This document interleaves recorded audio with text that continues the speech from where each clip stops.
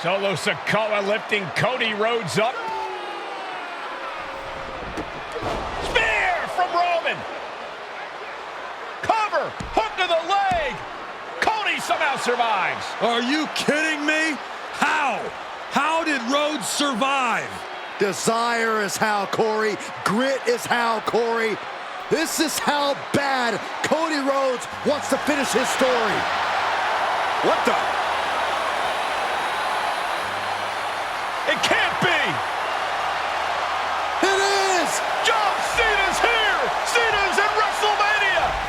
A saving grace for Cody Rhodes. John Cena here to fight off Solo Sikoa. Solo sent crashing to the outside, courtesy of the franchise.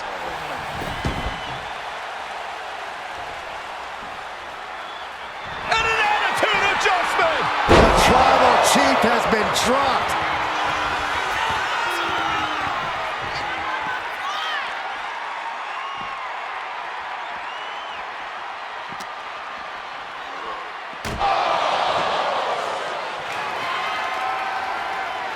And now John Cena with Solo Sikoa and through the announce table!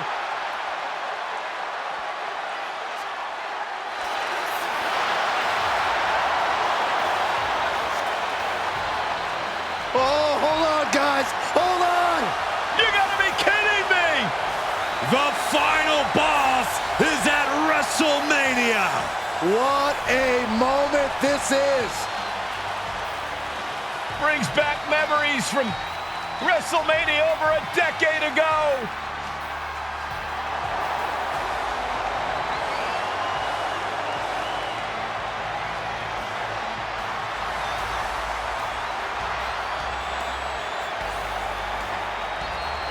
Now this is a WrestleMania moment. Rock and Cena face to face, feeding off the electricity of this crowd. This is absolutely surreal.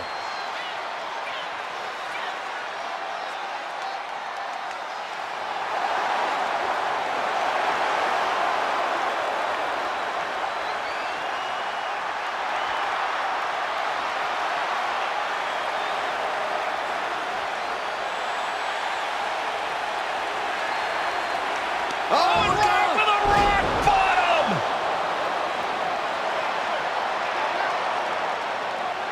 The final boss strikes, and Cena is down. And now The Rock taking off the Mama Rhodes weight belt. He's going to use it against Cody. What? Oh. No way. No way. Guys? What is going on here?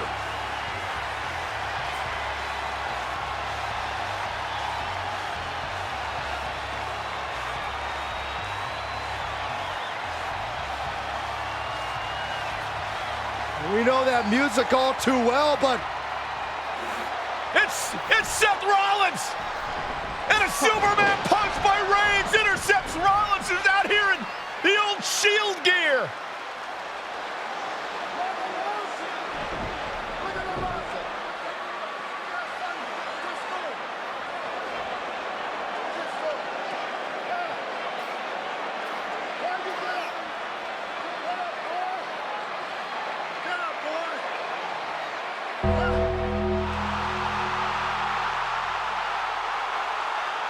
Now what?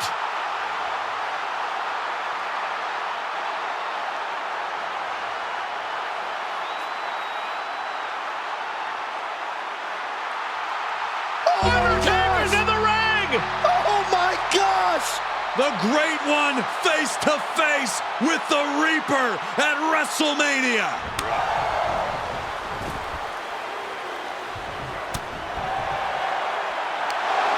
Undertaker with the Rock! Choke slam! The Undertaker's back in WrestleMania! Unreal!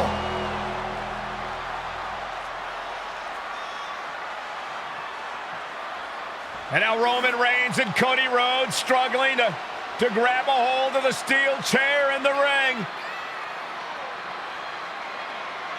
Both men struggling to their feet. Roman beats Cody Rhodes. And this could be disastrous for the American Nightmare.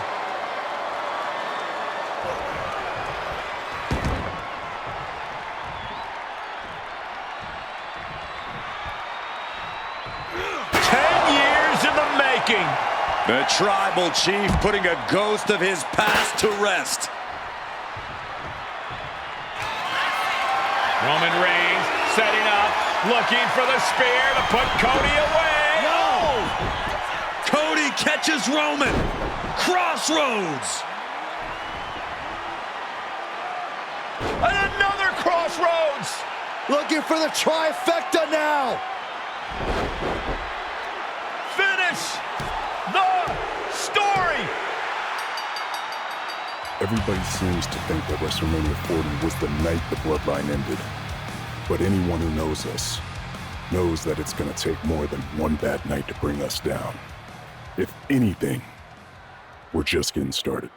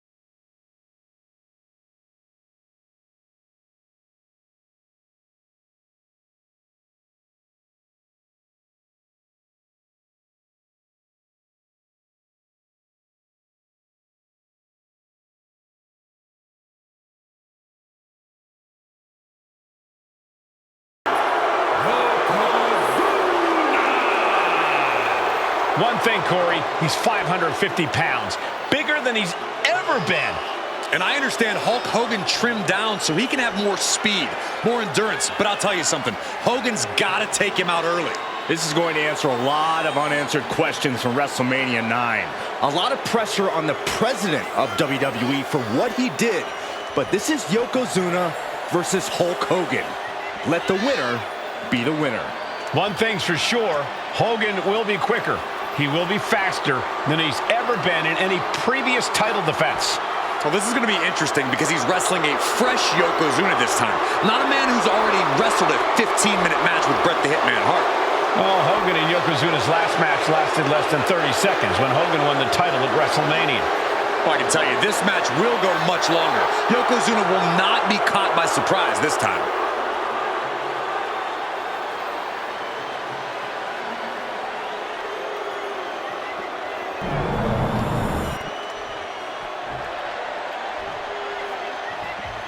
Listen to this. What a phenomenal ovation for the WWE Champion.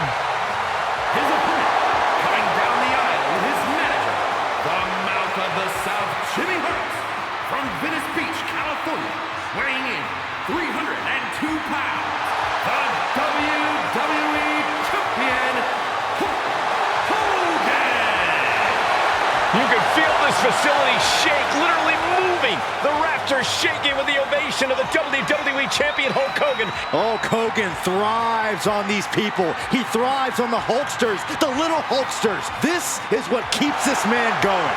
Hulk Hogan's relying on the fans. He wants to hear them cheer. He wants to draw strength from them. But Yokozuna's focused.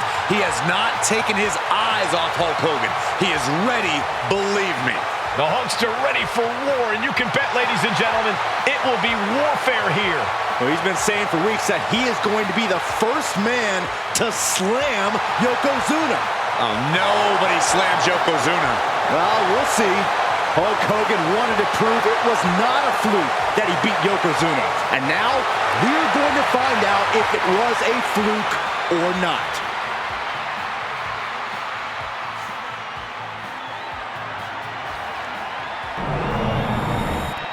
Desire and resolve will be tested tonight, all for the right to claim the championship.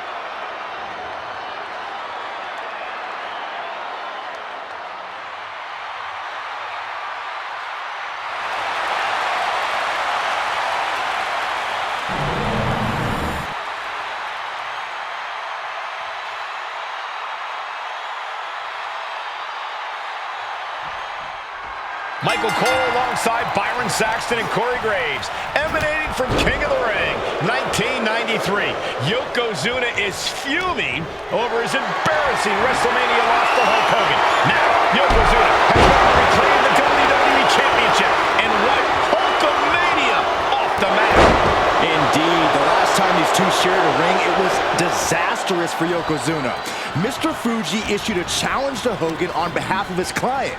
And 22 seconds later, Hogan was the new WWE Champion.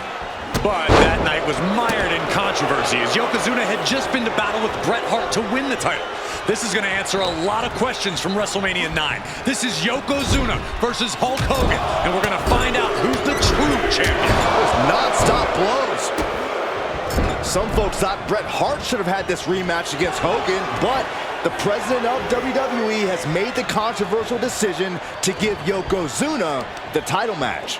Indeed, there will be no rematch for Bret, who, I might add, lost the title after Mr. Fuji interfered on Yokozuna's behalf. Instead, he was given an automatic entry into tonight's King of the Ring tournament. The Hitman has certainly capitalized on that opportunity, already defeating Razor Ramon and Mr. Perfect tonight. Now, can he finish the job in the main event and win the King of the Ring? Hogan's offense gets foiled. Oh no, bear hug applied. And the rope provided a bit of safety here. And Yokozuna is really putting the pressure on. Yokozuna taking the fight to Hulk Hogan. The Hulkster's rocked. We know each man's strategy coming in. Yokozuna has added 50 pounds to his frame since WrestleMania, while Hogan has actually slimmed down since he captured the WWE Championship. Indeed, we're going to see more speed, more endurance from the Hulkster. But now that Yokozuna has hit 550 pounds, every kick, every leg drop, and every bonsai drop will be even more impactful. Can we talk about Yokozuna's meteoric rise in WWE? He's accomplished quite a lot in a short amount of time. Just look at the man's track record at major events. He made his premium event debut with a quick win at Survivor Series, won the Royal Rumble in dominant fashion, and then captured the WWE title in the main event of WrestleMania.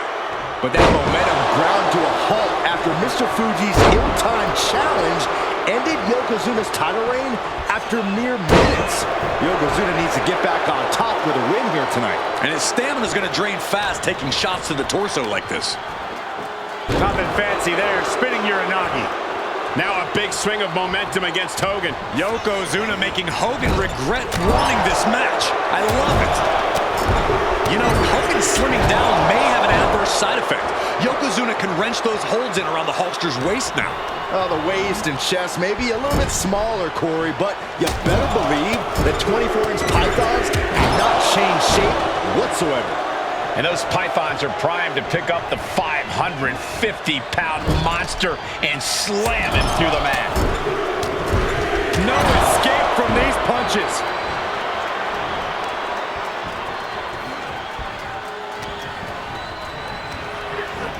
And now placed in the corner. He's able to counter that. Hogan able to take a stand there. Could be a chance for Hulk to change the complexion of this match. Strikes with another punch. Bombastic claims coming out of both camps coming into this one, gentlemen. Hogan has claimed in interviews that he will slam Yokozuna's carcass straight through the ring so hard that it will cause a worldwide earthquake. Meanwhile, Yokozuna has kept... Yoko now. Belly-to-belly slam. That's got to be the end of Hulkamania. Jimmy Hart trying to rally. And a kick out by Hogan with authority. Hulk Hogan's not done yet. Hulk Hogan is coming alive. Yokozuna back to his feet. Big chop to Hogan. And Hogan's starting to hulk up here. How many times have we seen this over the years? These massive strikes from Yokozuna having absolutely no effect on Hogan. Hogan fired up. Hogan's ready to go. Hogan feeding off the energy of all the Hulkamaniacs. And here comes Hulk. And Yokozuna being backed up to the ropes. Big boot. I can't believe Yokozuna's still standing. Hogan continuing to pour on the offense. A second big boot, but Yoko still on his feet. Don't let up, Hulkster. Keep swinging, keep firing away.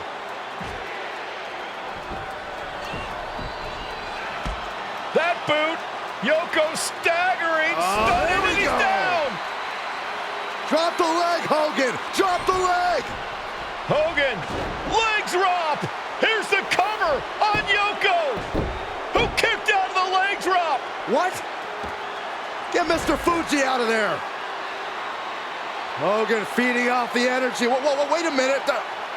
What is that photographer doing on the apron? There's a match going on. What the heck? What was that? What in the world just happened here?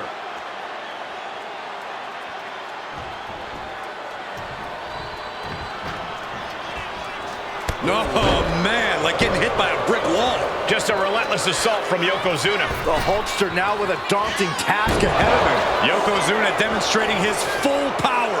Cover, we can have a new champ here. Kicks out, he still has life. I am in shock. What's it gonna take to keep this guy down?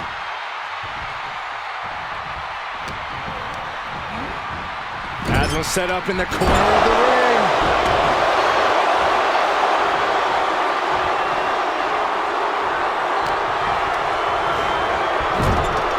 Oh, look at this, raining right hands. Non-stop blows. And Hogan falling victim to a slew of offense. Yeah, Yokozuna is clearly in control.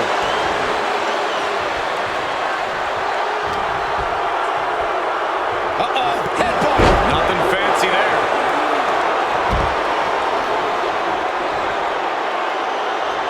Yokozuna feeling a sense of confidence here. Oh, my God.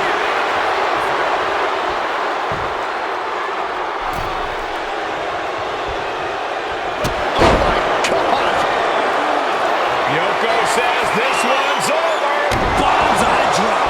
Can the champ recover from that? And the clothesline. And this might be it.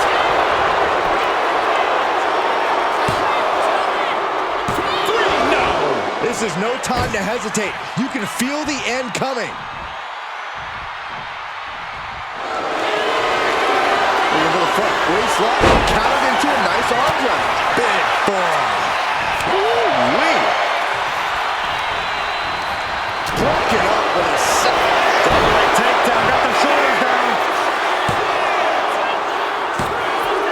Oh, close call makes the champ nervous. I cannot believe what I'm seeing right now. No one can. Bear hug, squeezing the breath out of them. Oh, is this one over? Is a tap out coming?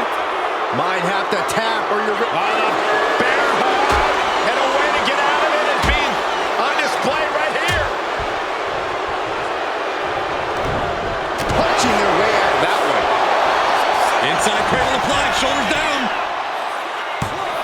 A defiant kick out after one. Refusing to give up even an inch of ground as this match continues.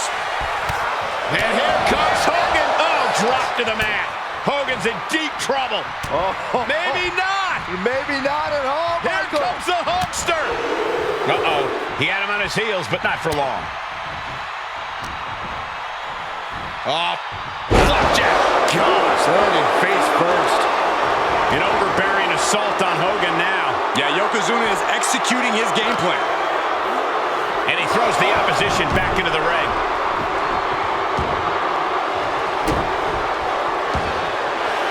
Yoko says this one's over. Bonsai drop. The challenger might have what it takes to win this. And Yokozuna champion. I can't believe it. The winner of this bout, the new WWE Champion, Yokozuna. We have the official word. Yokozuna is indeed the new WWE Champion. We may have just witnessed the end of Hulkamania, gentlemen. There's no may about it, Cole. Yokozuna just conquered Hogan, and every newspaper in Japan is going to be filled with pictures of our new WWE Champion. Here in the heartland of America, the heart of Hulkamania.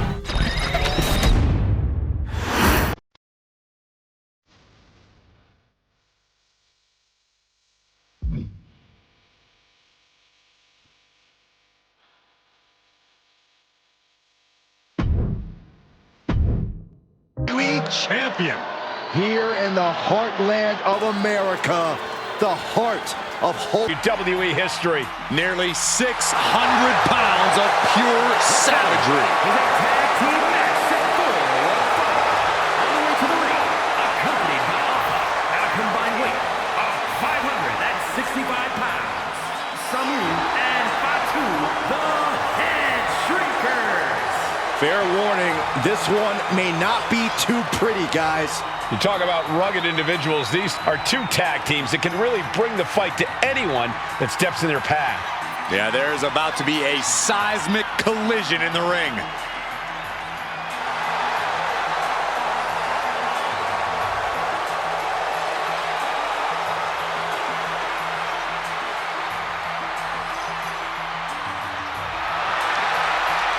This match means so much to the Steiners and to the Head Shrinkers. Well, the whole world is focusing on WrestleMania 9, and the last thing you want to do is come up on the short end. Pride is on the line, and as is a stake to the claim of being the toughest team in all of WWE.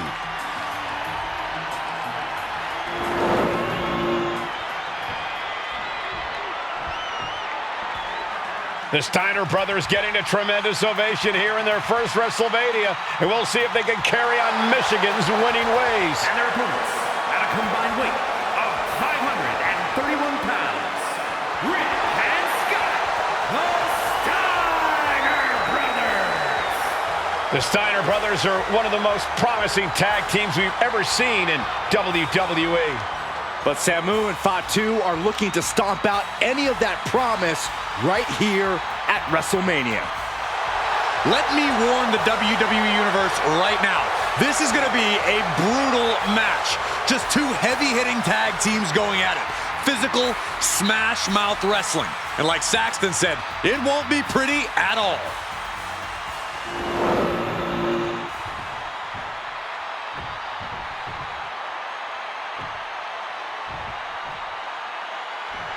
Big fight feel in Las Vegas as gladiators face off here at WrestleMania 9. And we are watching four men who would have been right at home inside of a Roman Coliseum. The Head Shrinkers and the Steiners are ready for a true battle. Both teams are relatively new to WWE, but we've seen that each duo is not afraid to get physical. Each side is looking for their first WrestleMania win, and they will do anything to earn it. Turns it around. WrestleMania 9 shaping up to be a big night in the tag division, guys. Indeed it is, Michael. Two great young teams competing now, and later tonight, none other than Hulk Hogan will lead the Megamaniacs against Money Inc. for the tag team titles. Oddsmakers in Nevada have the smart money on Hulk Hogan leaving Vegas with the gold tonight. Got him in the corner now. Ooh, an overhand punch. Oh, the physicality on display there. Unbelievable. A warning and a challenge from Samu. Ooh, nasty shot to the throat. Standing drop kick. Great ups. The Head Shrinkers accompanied at ringside by Alpha, but he's not the only tag team legend serving in a managerial role tonight. That's right, Michael. Just like Alpha, Mr. Fuji earned many WWE tag titles as a wrestler. But now, he's hoping to lead Yokozuna to the WWE Championship. And looking at all the top young talent in this ring, I see many other main event stars of the future that could follow the lineage of Yoko. There may be an abundance of togas in the arena today, but you're not going to see a lot of Greco-Roman wrestling out of the head shrinkers. They're just looking to hurt the Steiners. And that actually may help Samu and Fatu here. The Steiner brothers have earned most of their wins by utilizing their amateur wrestling skill set. I can't imagine they'll get many grappling opportunities against dedicated brawlers like the head shrinkers. And we are really seeing the amazing skill sets of all four men in this tag team showcase. Well, we already knew about the brawling of the head shrinkers and the grappling of the Steiners, but men as big as these four behemoths should not be able to fly around the ring like they have thus far. It is made for an extremely tough act to follow, guys. Getting set up in the corner now.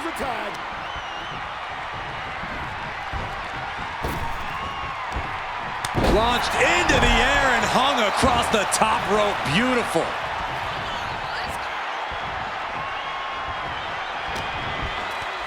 And there goes Steiner sent outside the ring.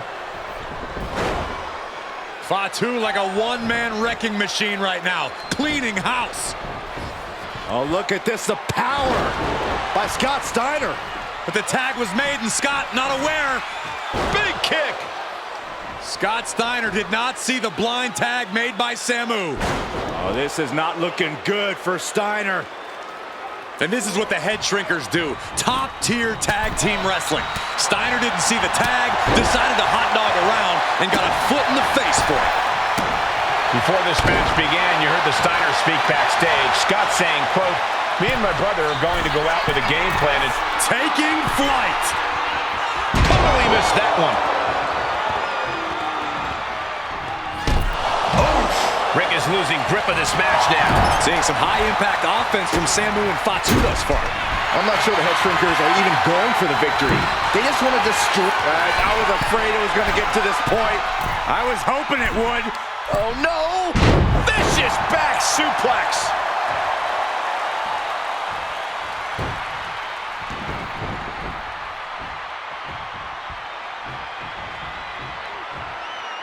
Making the climb to the top rope. Watch out!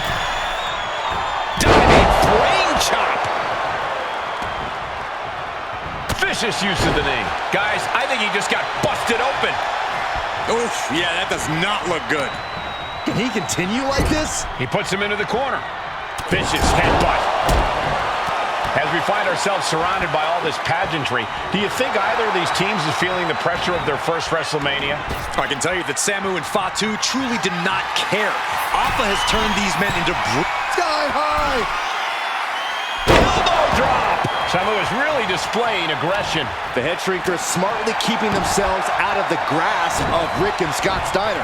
There is a method to the madness of the head shrinkers. Still fighting back. Look at him go!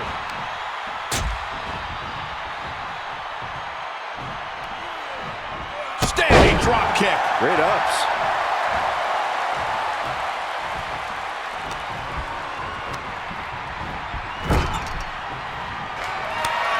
Here's the tag. Tandem offense on the horizon here. They have their opponent driven down face first. And the head shrinkers just might have it for the win. 2.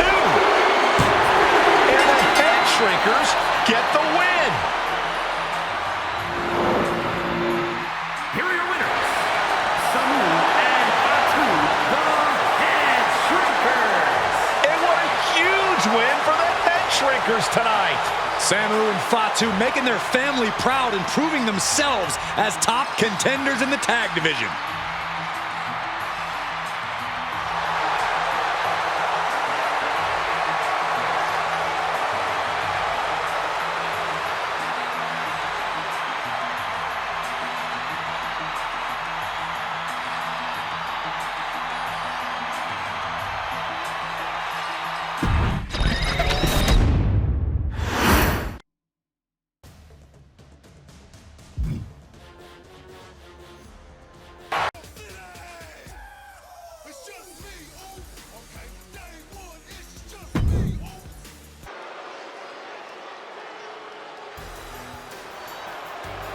And here comes the #1 contender, at least for tonight, Rocky Maivia. The following contest, scheduled for one fall, is for the WWE Intercontinental Championship. Making his way to the ring is the challenger from the South Pacific, weighing in at 275 pounds, Rocky Maivia. A blue chip talent with a bright future.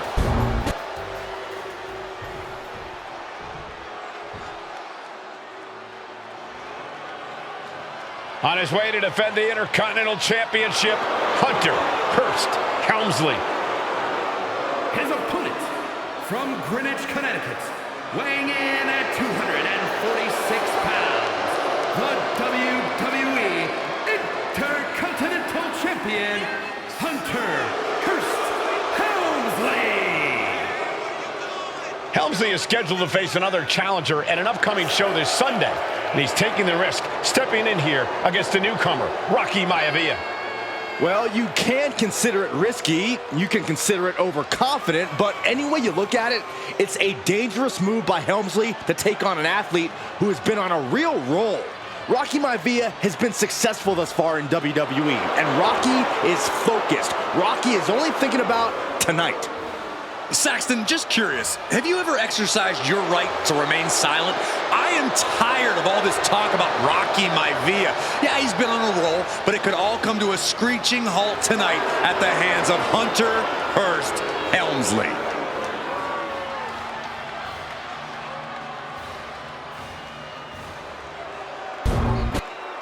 Intensity on the face of the champion. Challenger in the corner, looking more determined than I've ever seen.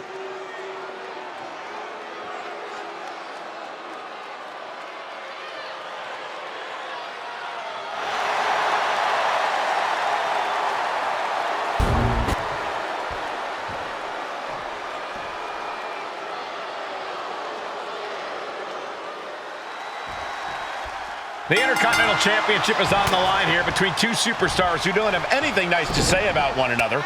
The challenger, Rocky Maivia, and our current champion, Hunter Hearst Helmsley.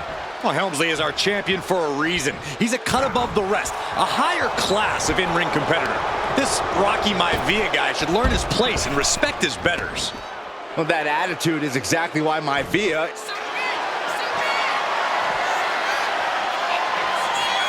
Vintage move here. The Cobra Clutch. Trapping him in the... Elbows trying to free himself, and he escapes.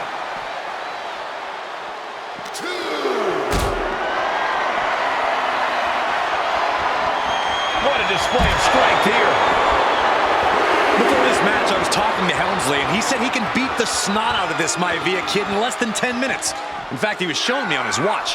Did you know he has a timepiece that costs $20,000? Confident words from Hunter Hearst Helmsley. Not sure how relevant it is. These two going strike for strike, it seems. Bam! Big shots being fired right now.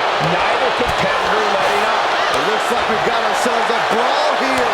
The willpower, the sheer guts of these two.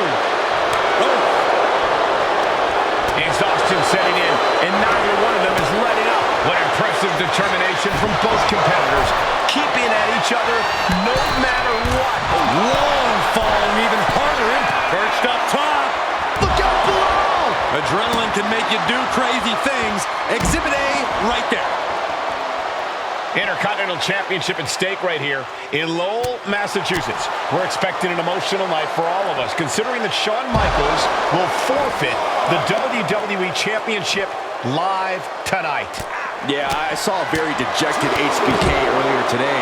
I couldn't even get him to crack a smile at all. Well, that's just because no one's ever happy to see you, Saxton. What's it going to take for Hunter Hearst Helmsley to retain his Intercontinental title here? How can he get the better of Rocky Maivia? Well, the champ needs to put this young upstart Maivia in his place with unrelenting offense. No time for graceful bows and upper-class taunting. Just beat Rocky down.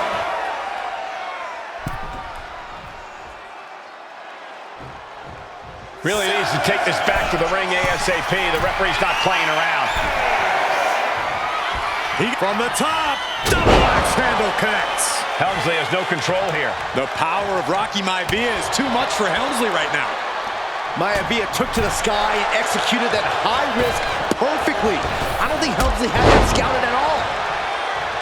Deeper into this match now, and I think it's Helmsley who's reaching peak frustration. Can't quite put Rocky Maivia away. Schoolboy into the pin. Title in the balance with the pin. The champ kicks out with authority. Still not enough to put him away. Inverted atomic drop. Ooh, man, what timing on that counter. Another targeted attack to his head and neck area. He has to be careful. Hunter whipped into the corner. Nobody home. Rocky hit hard. And now Hunter looks to take over this match. Helmsley muscling Maivia up to the top turnbuckle in a big right hand. Helmsley with something big in mind here for his challenger tonight.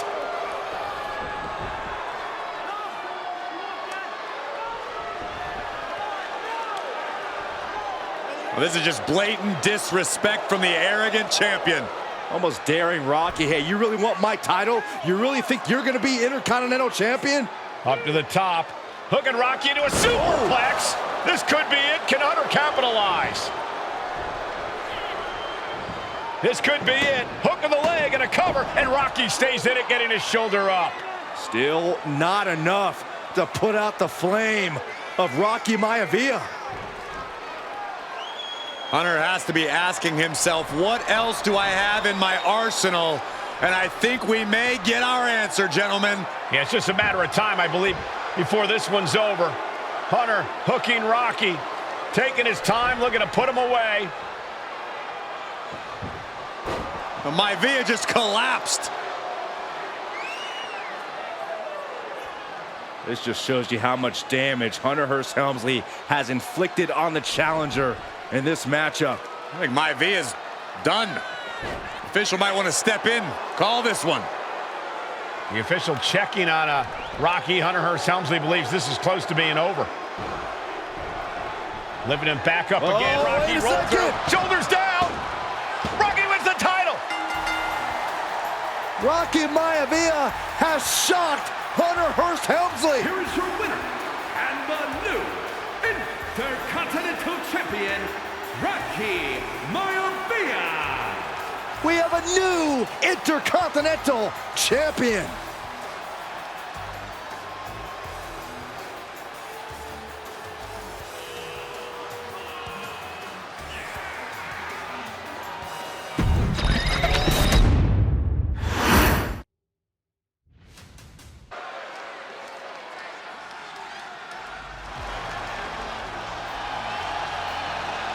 Uh-oh, somebody called the local zoo. The following contest is scheduled for one fall and is a steel cage match. Introducing first, from Detroit, Michigan, weighing in at 275 pounds, George the Animal Steel. I'm not even sure the cage can contain this man.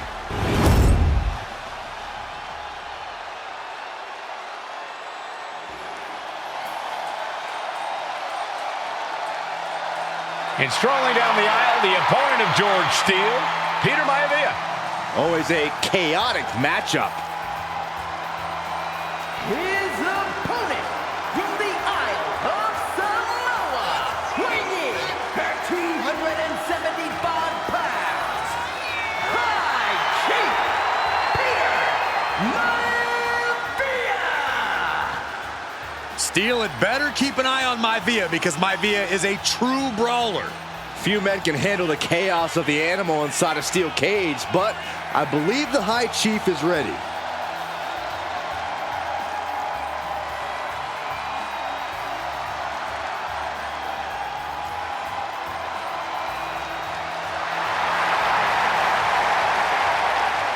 Maivia carrying such pride into the ring. Very stark contrast to Steele. We'll see which prevails tonight.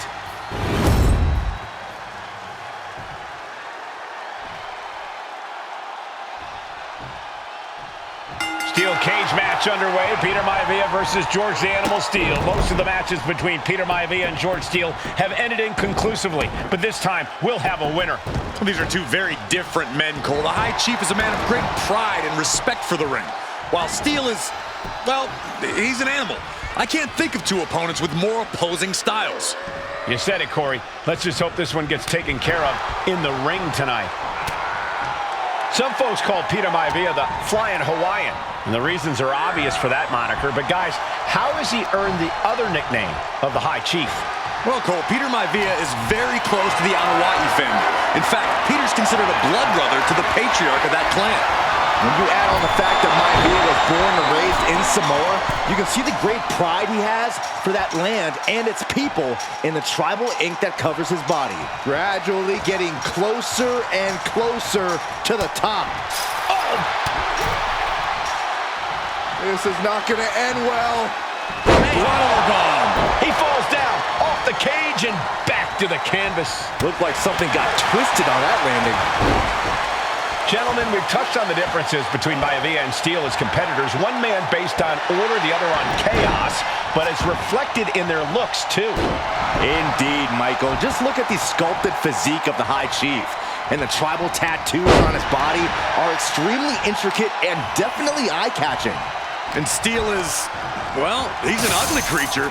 Enough hair on his upper torso to classify as fur, folds in his bald head. He's like a modern-day Neanderthal.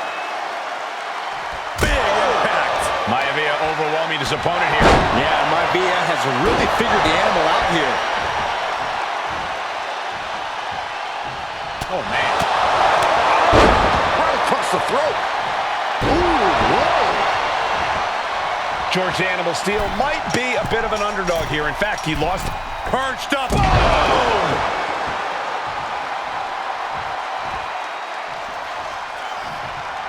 Two very opposing styles in every sense of the word, Corey. High Chief Maivia is a much more physically gifted and talented athlete in the ring than Steele. What's it going to take for the animal to get the upper hand here? Well, he's got to be even more chaotic than ever inside this cage. Nothing about Steele makes sense. And he goes for the pin. Stops the ref count before two. An emphatic kick out, and there's still a lot of game left here. Stops the attack with a hit to the gut. Ooh, stiff punch. Firing with a straight shot there. Answering back. What a counter by Peter Maivia. Neither competitor is backing down. So much pride, so much resiliency on display. Who will break first? That is the question. Oh, ouch. Two fighters putting their haymakers on autopilot right now. Toe-to-toe, treating each other like heavy bags. Who will break first? That is the question. Back and forth, blow for blow, just teeing off on another. Looks like we know who won that exchange. George the Animal Steele is not a wrestler by any stretch of the imagination, guys. He's a true brawler. And he might be the best brawler in WWE, Michael. There is no shortage of fight in the animal. But you know who might be a better brawler, guys? The High Chief Peter Maivia.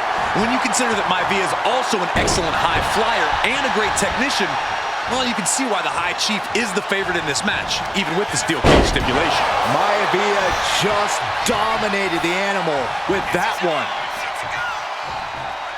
Overhand chop.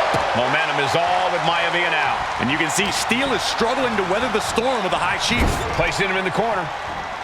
Ooh, headbutt. Nothing pretty about that. Just ruthless. The animal has to be elated to be in this steel cage against one of his biggest rivals, no less. Yeah, Byron, we've seen the animal brandish a weapon against Peter Maivia before when it was against the rules. The High Chief better be prepared for Steele to get even crazier. Oh, Maivia is prepared, all right. The man is extremely tough and agile. In fact, the High Chief's entire body can be considered a weapon. Ooh, and fights back. And Steele isn't looking helpless anymore. But George has to push now while the window's open. He's getting on his feet, vulnerable to what's coming next. Oh, he paid for that high risk. Rocked with a headbutt, but not done yet. A second one. And now a third. When a man like Peter Maivia signs up for a match with the Animal, he doesn't know what to expect, just to expect anything in the world. Peter Maivia knows full well that he's in for some unusual treatment tonight. In fact, Steel often has trouble finding opponents due to his erratic nature. But when it comes to competition, the High Chief wants to prove he's worthy of that name. Peter Maivia will take on any competitor, no matter the difficulty. Down to opponent and a double axe handle smash. Headbutt! Even more attacks to the neck and head area. A dangerous target to have your sights set on for sure. Put in the corner now. On the top rope now. He's got him in trouble up on the top rope. Oh! Arm drag. And his body has taken a lot of the punishment. Perched up top. Diving leg drop. Peter Maivia is looking unstoppable now. Can Steel recover from this adversity? You gotta admire the determination here.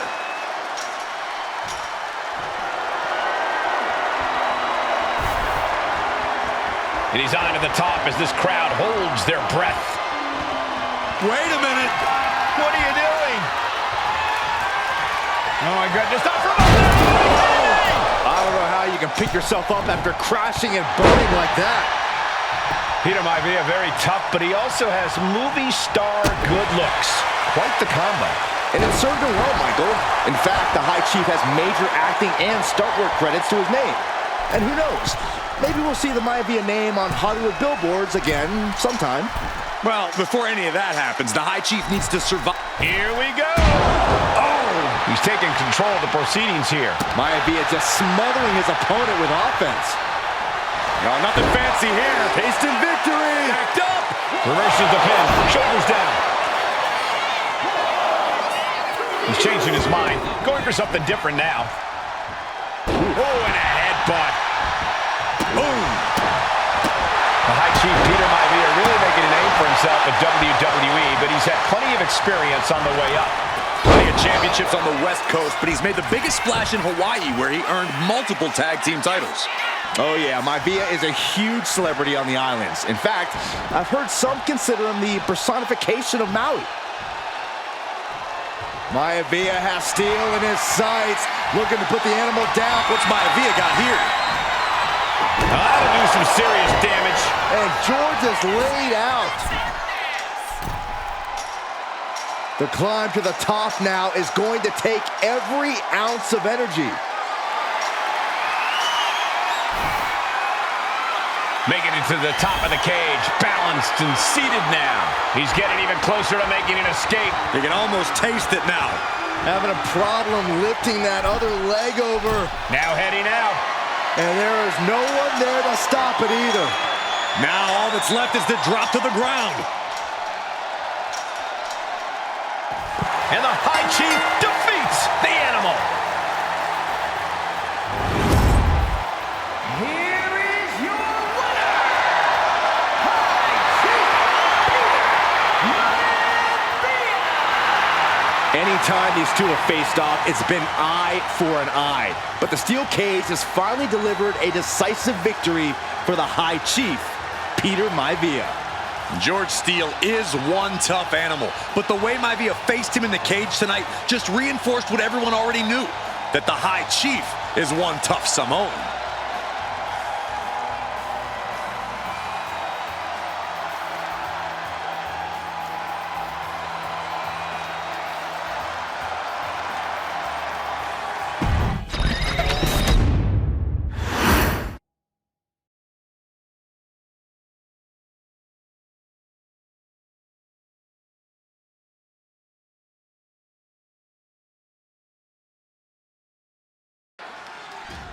And now a dark horse will face an unforgiving Titan in hopes to don the crown. Lyra Valkyria versus Nia Jax in the Queen of the Ring Finals. The following is the final match in the Queen of the Ring Tournament. Introducing first, from San Diego, California, Nia Jax. I cannot wait to witness what unfolds here. The irresistible force has been on a tear recently. And Nia believes the crown already belongs to her. Will Jax's menacing presence and sheer power be too much for Valkyria to overcome? Or can Lyra write a happy ever after ending to her Cinderella story?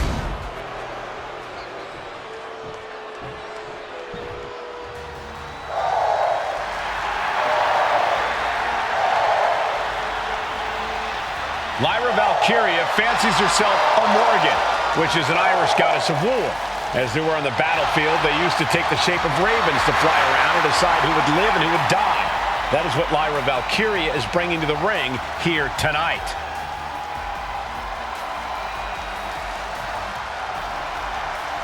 And her opponent, from Dublin, Ireland, Lyra Valkyria! Lyra Valkyria may have read a little too much fantasy in her day, and now is reality. Lyra Valkyria is about to go toe-to-toe with a real-life, fire-breathing dragon in the form of Nia Jax. Nia Jax, who's in the best physical condition of her career, tonight will make someone. Will it be Lyra? Will it be Nia? We'll find out in a matter of moments. And guys, you win the crown. Guess what waits for you in August? A date with the champion of your respective brand at SummerSlam.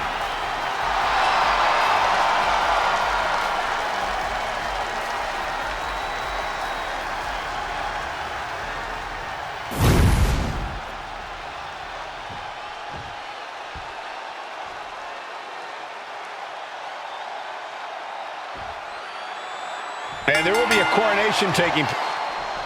And Nia now misses wildly. Lyra goes up over the top. Nia's got it caught, though. Lyra trying to rely on her technique to bring down the irresistible force, but having no luck at the moment. I'm not sure this is going to work either. Jax just entirely too strong, but whoa! That was interesting. Oh, nice athleticism by Valkyria. Even Jax might be a little impressed. I wouldn't go that far, Saxton. Here comes Nia, just imposing her will on Lyra Valkyria. Again, Lyra showing how resourceful she is, applying the sleeper to Nia Jax. Lyra tried to hold on. And now Nia Jax in control, and she's going to look to put Lyra away. Nobody home! Set outside the ring, and Valkyria's got a chance. Huge window of opportunity. Right now for Lyra Valkyria to strike. Lyra may actually pull this off. Lyra may become queen. Lyra has the advantage. She has Nia reeling. But Lyra can't win Queen of the Ring with Jax on the outside. This match has to end in the ring. Each woman here has had a tough road to become a Queen of the Ring finalist. Every matchup in this bracket has been a toss-up. Valkyria knocked off former women's champion Io Sky earlier this week, but Nia's had an even tougher challenge. Two great former champions in the form of Naomi and Bianca Belair. Even more impressive than that, she handed Jade Cargill her first WWE loss. Granted, Corey, that was a disqualification victory for Jax. I'd say there's still some unfinished business between Nia and Jade. Nia Jax, Lyra Valkyria facing off in the finals of the 2024 Queen of the Ring tournament. Who will take home the crown? Has to mind the referee here. Has to avoid the count out. Leaning on the turnbuckle here. Headbutt! In just a matter of minutes, we'll have our second Queen of the Ring. The first, of course, being Zelina Vega. But you've got to believe that Zelina will want a shot at whichever woman wins this. She beat the woman now known as Piper Niven that night, so you know Queen Zelina can strike down an enemy of any size. That showed a complete lack of respect for your competition and for our sport. Oh, that opens the door for Valkyria.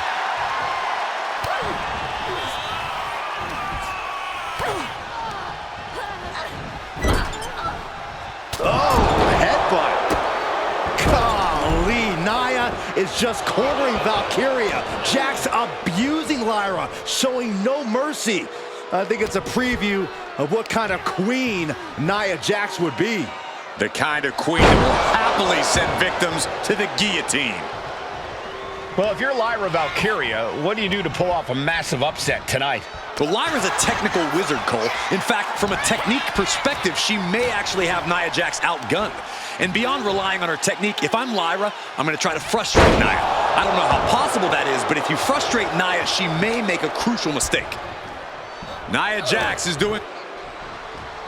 Valkyria crushed in the corner by Jax. Squashing Lyra in the corner, and the beginning of the end may be near. And Nia now, with Lyra on her back, going to climb up to the second rope. This is a scary situation for Lyra.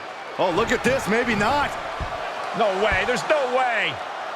Oh, my. Oh, no. Good night. Annihilator.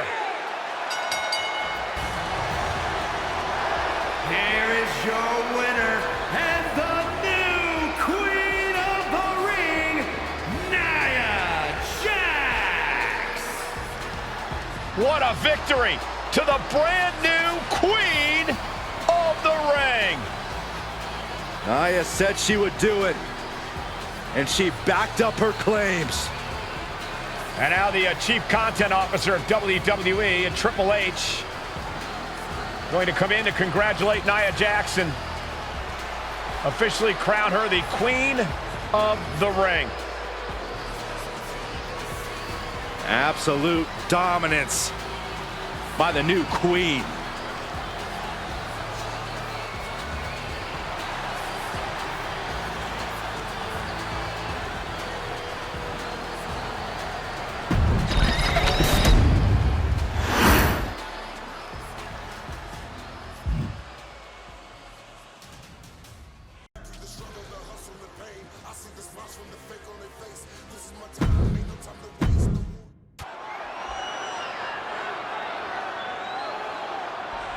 Is it legal to not show up?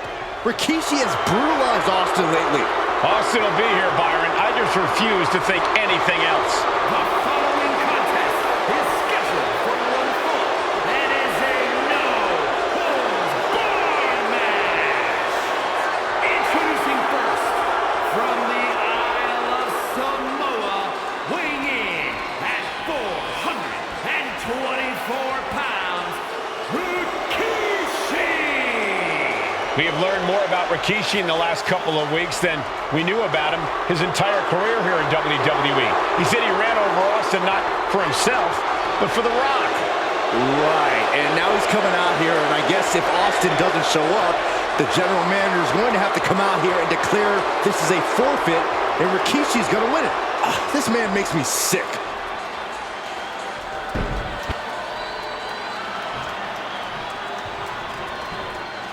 Is he here? Well, there's the Rattlesnakes music.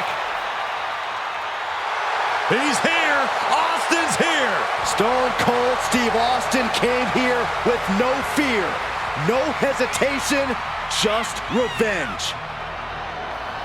His opponent, from Victoria, Texas, weighing in at 252 pounds, Stone Cold Steve Austin! Austin fought for his life to make it back here, to make Rikishi pay. Now there is no way Rikishi can escape the Texas Rattlesnake.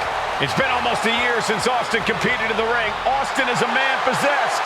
Rikishi feels good about running over Austin and said he'd do it again. That man is sick. Well, Rikishi made two mistakes. One, trying to end Austin's life. And two, not being man enough to finish the job. Austin's going to absolutely tee off on Rikishi. This one is going to get ugly in a hurry.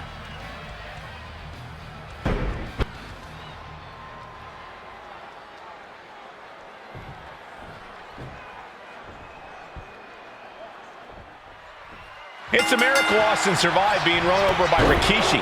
Now a pissed off Texas Rattlesnake is on the loose and out for revenge. It took Austin almost a year to recover from the injuries he suffered in that heinous attack. You can't blame Austin for the damage he inflicts on.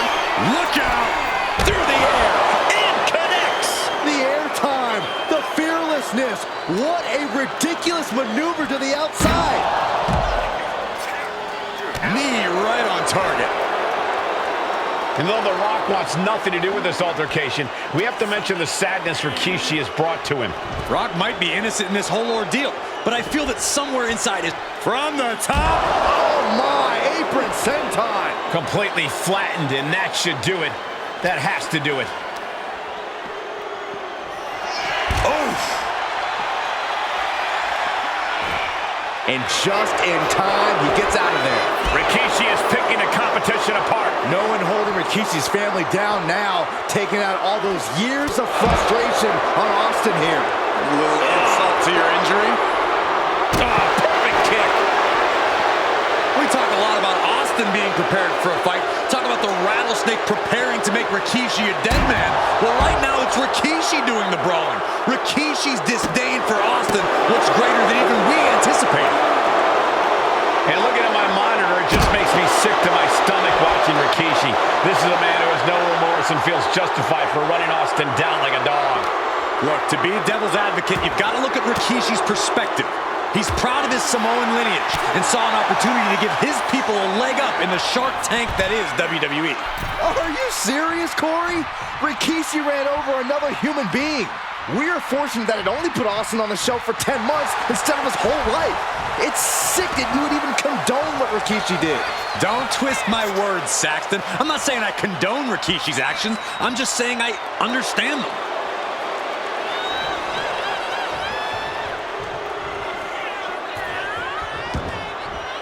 He's leaving the ring now.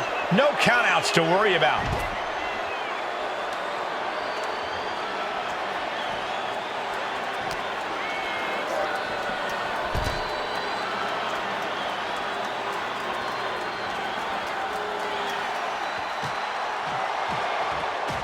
Austin and Rikishi trading heavy artillery on the outside, and here comes the rattlesnake.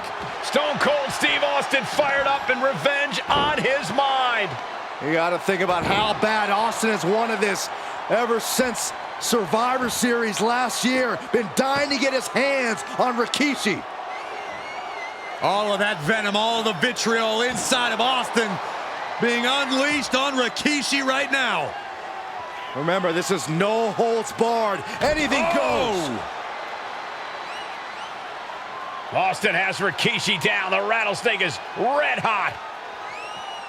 And do you hear this capacity crowd? They want more from Stone Cold. Albany wants to see Rikishi get beaten down like a pile of human filth. Corey, this situation is so far beyond rational thinking. It's so personal. What does Stone Cold have to do in this one to leave here victorious against Rikishi? I don't know if you can tell someone who almost lost their life at the hands of their opponent to think rationally. Austin has rage, and win or lose, he's going to unleash it all on Rikishi. There's been a lot of vitriol coming from fans towards Rikishi these past few weeks, and this Albany crowd is continuing that pattern of disdain. You think Rikishi cares about the fans, though? No, not at all. He truly believes he's done something for his family, for his people. His family's respect is the only respect he's desperate for. And Stone Cold can't find a way off the blocks. Rikishi with an onslaught here against Austin. Dare I say, Stone Cold could be in trouble. Rikishi finds his target with that one. Tagged with a punch. What a headbutt. Vicious. Stepping out of the ring here.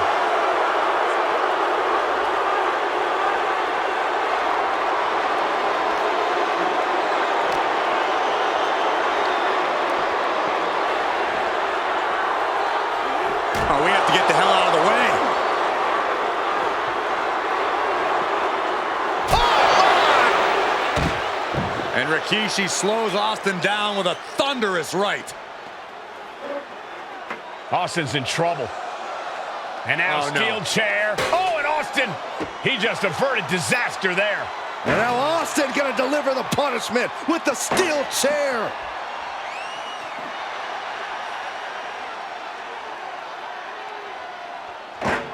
A relentless Texas rattlesnake beating the brakes off of Rikishi with a steel chair. And again, thunderous blows by Austin. Down goes Rikishi. Austin beating the hell out of him. I know Austin has good reason to be doing all this, but he could be taking it too far at this point. I don't think the rattlesnake is taking it far enough, Corey. Austin. Rikishi hoisting up his opponent. Rikishi driver. And that shot just busted him open. Blood flowing now. 2. He kicked out at 2. Austin somehow got the shoulder up. Intestinal fortitude on display from Stone Cold. And you got to think that all the plans are out the window after that. Anything Austin is trying is being suppressed. Rikishi with an onslaught here against Austin. Dare I say, Stone Cold could be in trouble. 2. Rikishi somehow defangs the rattlesnake. Damn it.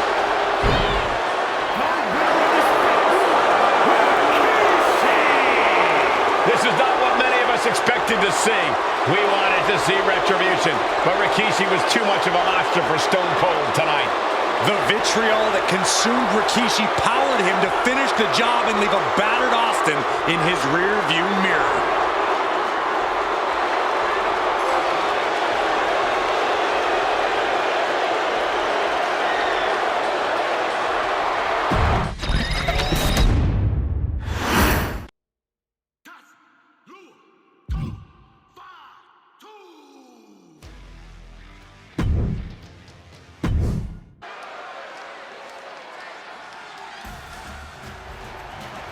Well, ladies and gentlemen, here he is. He could be the next WWE champion, the near 400-pound Umaga. A man that since debuting right after WrestleMania 9 months ago has remained undefeated. And Umaga has been in the ring, Byron, with the best of WWE. This man looks, moves, and sounds like a movie monster. Except Umaga is for real. He is a Samoan bulldozer, an 18-wheel version with a mean streak. Big, athletic, strong, and probably going to outweigh John Cena by well over 100 pounds. Since 1963, the WWE title has only changed hands twice here in Kansas City. That's twice in the last 47 years. But Umaga is a scary human being, and he can easily change that trend right here tonight.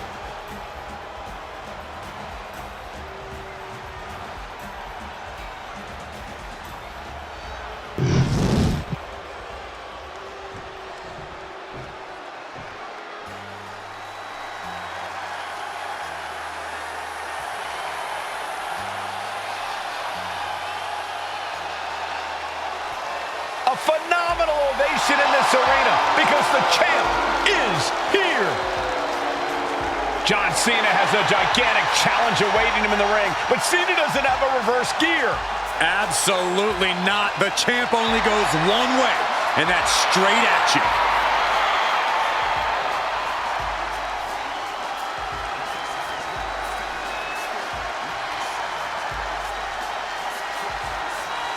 John Cena, a 3-time WWE champion, the handler of Umaga, Armando Estrada, trying to control this undefeated challenger. Once the bell rings, these two are going to go at each other full force.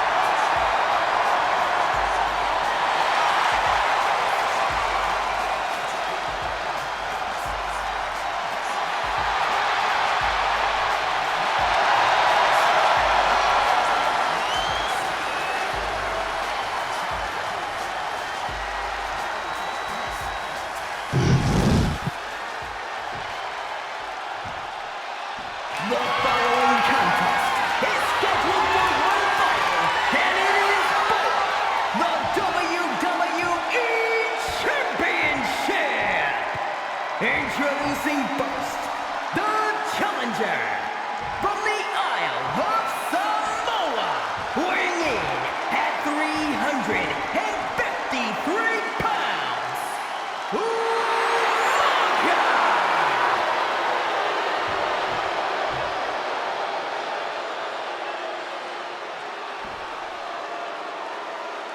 And from West Newbury, Massachusetts, weighing in at 248 pounds, he is the WWE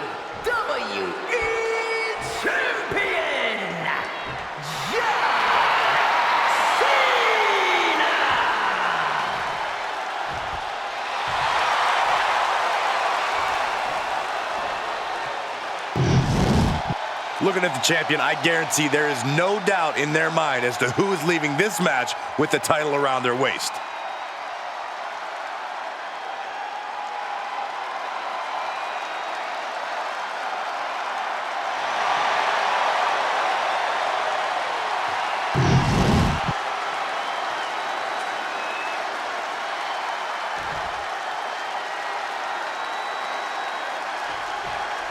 John Cena and Umaga battling here for the WWE Championship.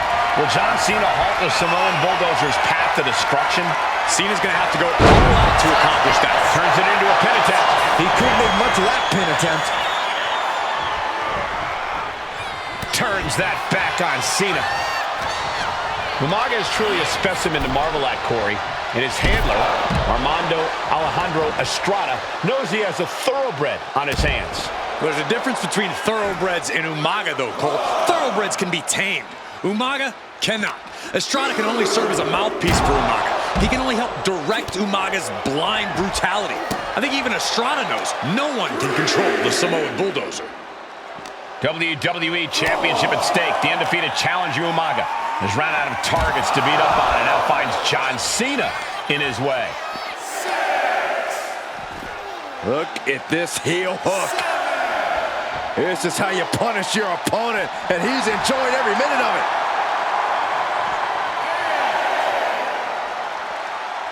Sliding back in under the ropes here. He gets back in right before the count. Cena tonight attempting to do something no one else has been able to do. Be it HBK, Triple H, Kane, the list goes on and on. No one has been able to beat Umaga. Since debuting in last year's WrestleMania, he's never been pinned, never been submitted. Umaga is a man who's decimated every single thing in his path. It's not hyperbole to call him a dangerous and deadly savage. No question John Cena has his work cut out for him taking on Umaga, who's been aptly named the Samoan Bulldozer for his relentless offense. Yeah, and while Umaga may not be as refined in the ring as other superstars, his ruthlessness more than makes up for the difference. If Umaga can connect with some truly merciless attacks, then Cena and his title reign could quickly be in trouble. Punch right to the face. A rare position for Cena in this fight. We can't often say that John's overpowered in a matchup, but this 360-plus pound Samoan Bulldozer is more than a formidable opponent. Listen, sometimes when there's a fight, you're not always going to be the biggest. You're not always going to be the strongest. And even if that is the case for Cena tonight, John Cena has never met a fight he didn't like. Cena will try to gain strength from this capacity crowd in Kansas City, but not even that may be enough to stop a ramp. Playing possum! Shoulders down! Stops the count before it, too. A little closer to getting the pinfall there, but this is still anybody's fight. Kick to the gut. Oh, brutal forearm. And I could look at Umaga and he reminds me of Yokozuna. His unmatched thickness and size, his unorthodox offense. Look at Umaga's thighs, his calves. They give him a great power and a great base. It makes him almost impossible to knock off his feet. He's thick, he's strong, he's nasty, and he won't be slowed down.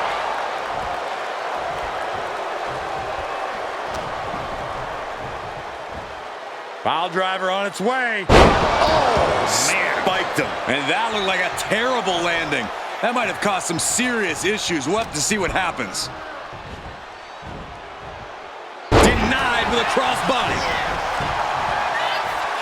Poorly timed offense there. Vicious right forearm. And Umaga, of course, coming from a very rich heritage. Some of the greatest athletes in any sport come from the Samoan heritage. Umaga's aggressiveness can be traced back to his bloodline. When you're fighting a Samoan, you are battling a tough, scary human being. Overwhelming offense now from Umaga. Cena has no response for Umaga's savage and brutal offense. Counter after counter.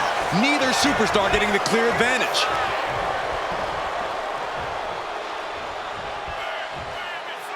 Choke slam!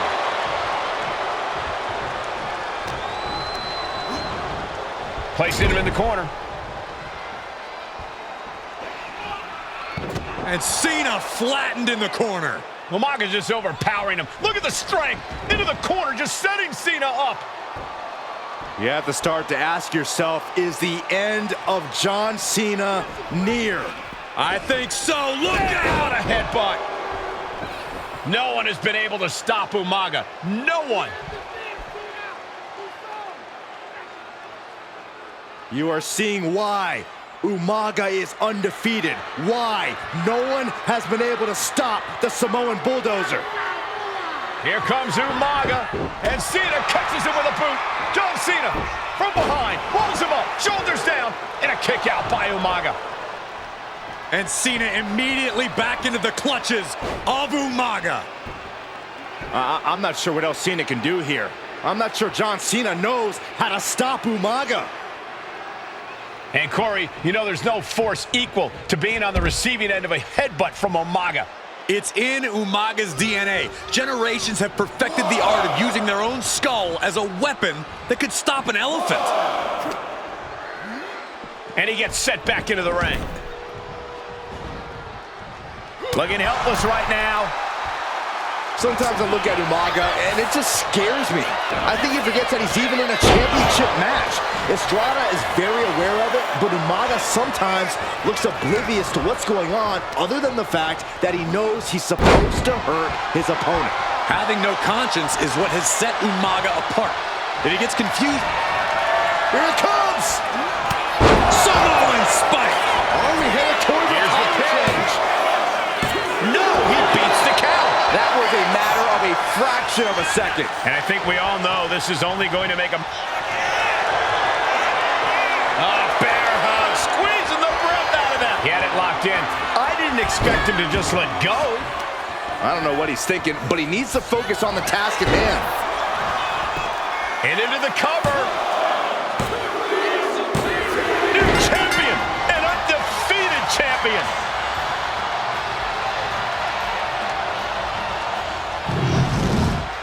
Here is your winner, and the new WWE Champion, Umaga! This proves it. Truly no one can withstand Umaga. The Samoan Bulldozer has wrecked his way straight to the WWE Championship. Cena's title reign is over. An incredibly impressive showing from Umaga tonight, absolutely leveling John Cena in a savage.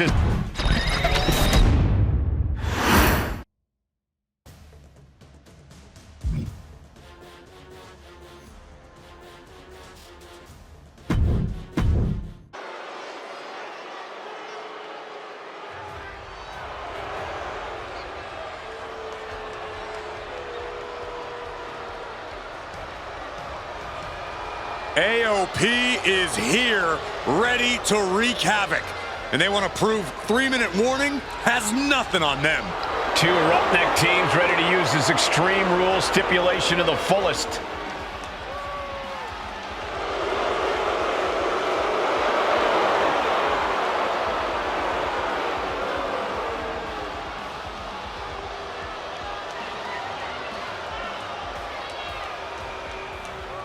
The following contest is a tag team Extreme Rules match, and accompanied by Paul Ellering, and a combined weight of 620 pounds. Akon and Razor, the authors of pain. AOP look unintimidated by the task at hand. They are totally prepared for the merciless tandem of 3-minute warning. You know, there's actually a lot in common between these two teams in terms of tactics and physicality.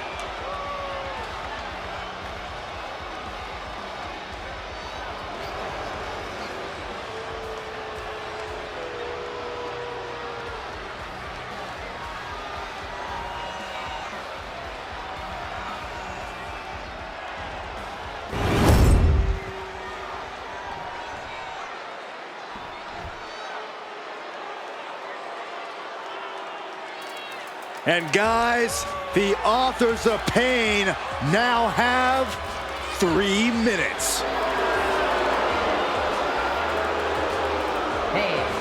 And a combined weight of 770 pounds, Rosie and Jamal. 3-minute warning. Authors of Pain versus 3-minute warning is a recipe for brutality and ruthless carnage. And that's in a regular match, Cole. This is Extreme Rules. These two hit squads are going to tear each other apart.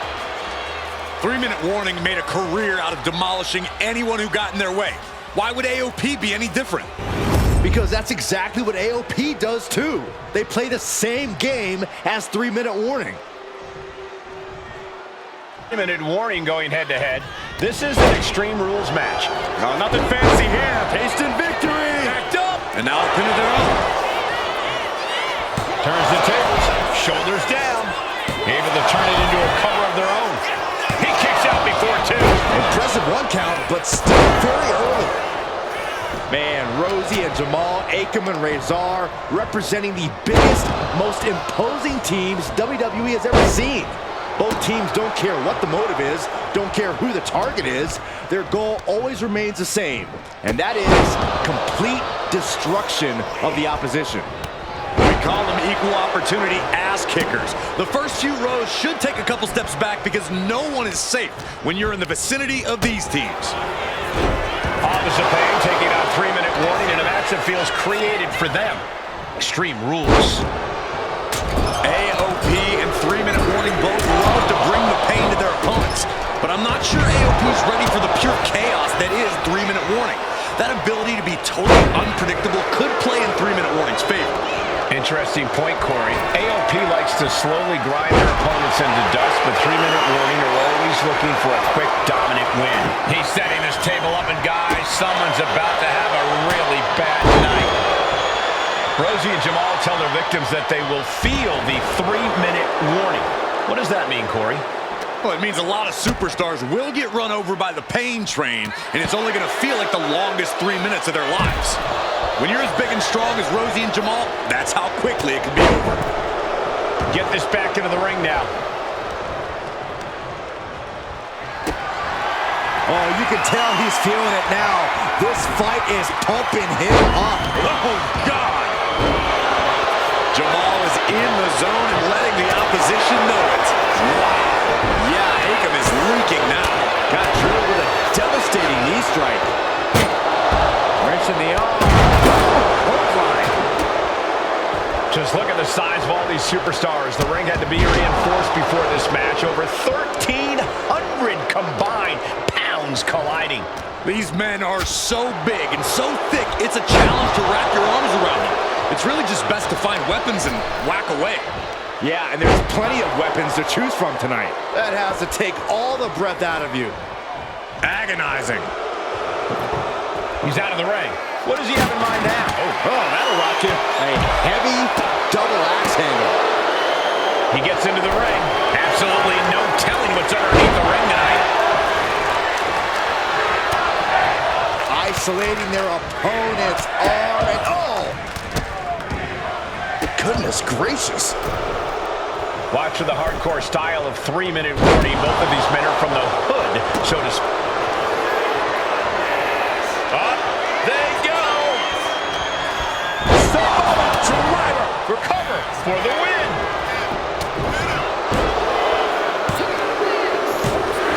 Rosie and Jamal survive Extreme Rules. Here are your winners, Rosie and Jamal. 3-minute warning.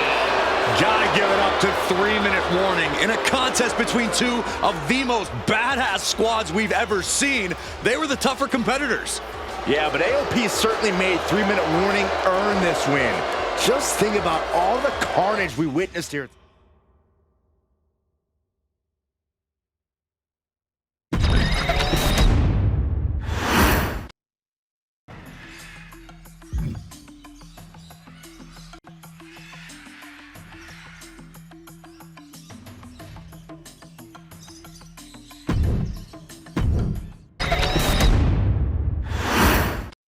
This new generation of female superstars are providing yet another milestone moment here.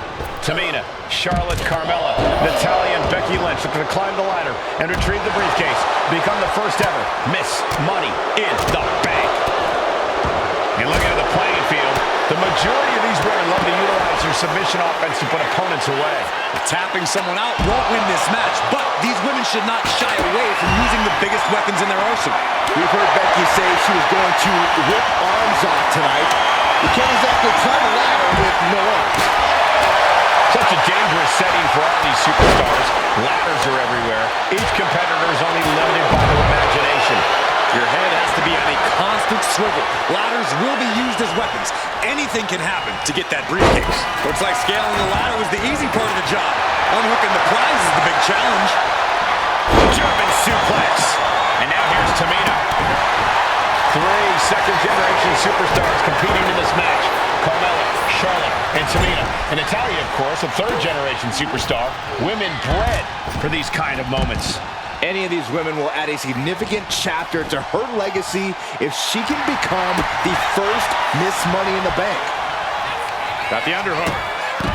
Bang! Backbreaker. And Flair gets that turned back on her. Ooh, what a forearm club. And now propped up in the corner. Kicks right to the midsection. Opponent dropped in the corner. Unloading. Putting the boots to an opponent will take the fight out of them in a hurry. Tamina not caring that Becky's a fan favorite. The crowd's adulation is meaningless. All that matters is the contract suspended above the ring. Tamina's been showing so much dominance in this match. There goes all our notes and monitors. This table's about to serve a very different purpose. Is there anyone more intimidating in this group than Tamina? I've said it before. It could be a coming out party for Tamina. This is her time to live up to her family's legacy. If Tamina wins the contract, it guarantees her first title opportunity in over 2 years. More than an opportunity, it pretty much guarantees Tamina will become the next women's champion.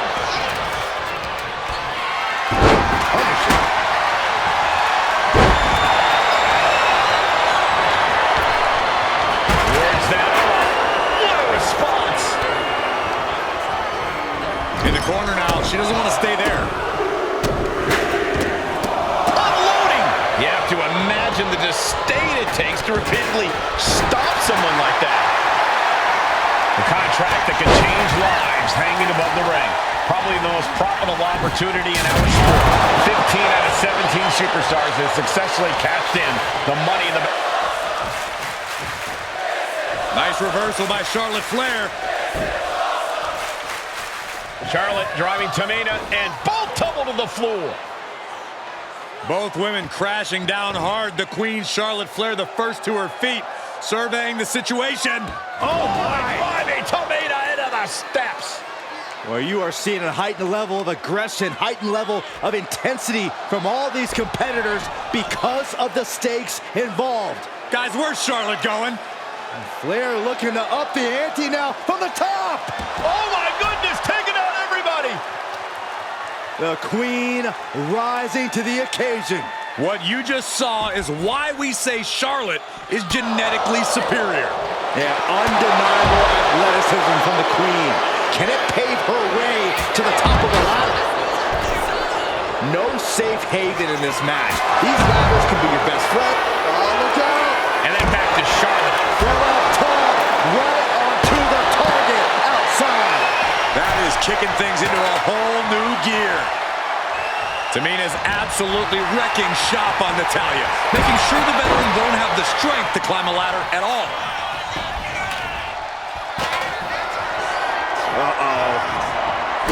Good thinking from Tamina. She's looking winded now. Yeah, but when ladders are part of the match, you really can't expect anything less. That's one way to use a ladder.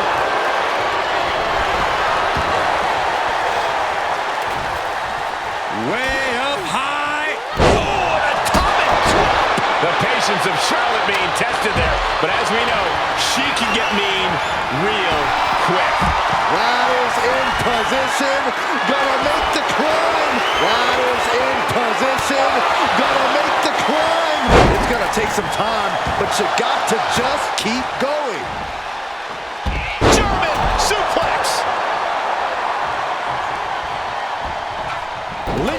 coming.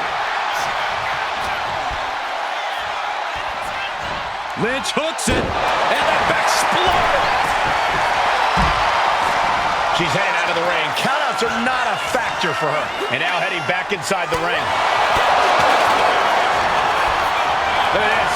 Snap suplex. With action spilling in our direction. And the Queen hits a spear.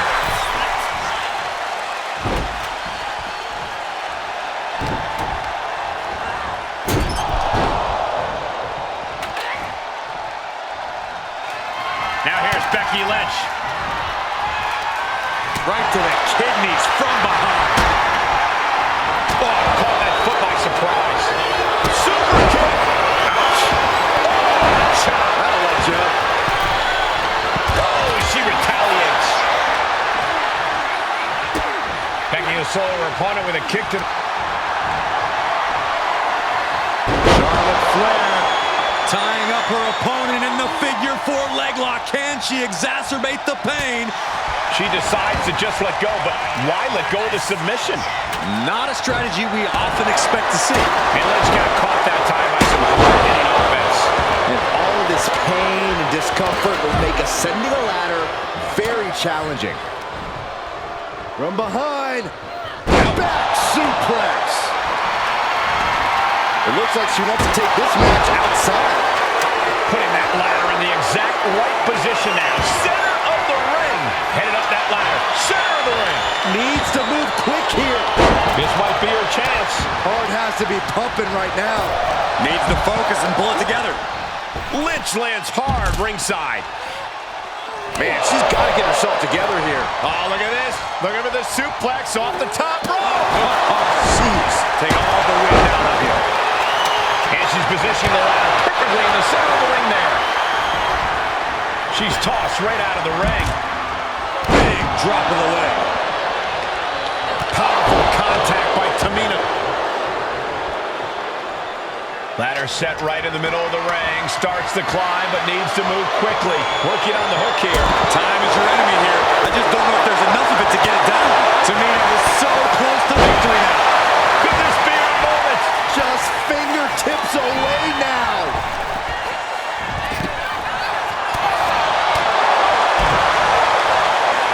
Arm wringer. And met with a right hand.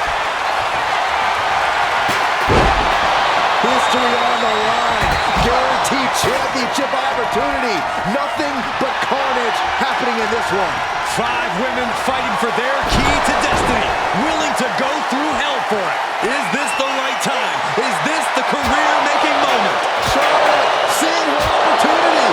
Charlotte's got a chance. So close. Has to go faster. And you can feel it. The mood has absolutely changed inside this arena. Oh my gosh. And she's only taking more damage at this stage. Yeah, but when ladders are part of the match, you really can't expect anything less. Just sent crashing to the arena floor. Off the ladder now. Let's see if this is right for the picking. He's got it in her hands. Can she end it here? Hands must be shaking up there, making it difficult to capture glory. She's trying to win it all. The prize is literally there for the taking. Forearm smash on the ladder. She's taking the fight to whatever height it needs to go to. No sign of fear in her now. Full focus on obtaining the prize. All eyes are glued high above the ring. The prize is within reach. Tugging and grabbing and doing everything to get it down. Lynch landing awkward on the outside. The submission specialist, Natalya. Oh yeah, Natalya. This is a Hart family tradition. The sharpshooter, Byron. Trying to fight out of this submission. I bet we see a tap out soon. This isn't getting a win, but the pain keeps on building. Nasty chop delivered by Charlotte. Reversal. Oh, got herself out of it. Bang. Take a seat at the table. She goes back into the ring.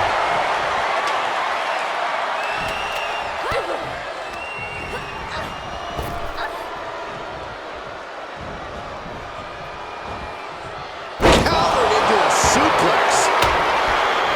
Golly, that sounded rough. Trying to put the ladder in the middle of the is where you want it. Right place. Is this the right time? And that's a stiff shot to the body. Climbing up, but is there enough time to go for the win? She's stretching, but can she get a grip? The whole match is literally in the palm of their hands.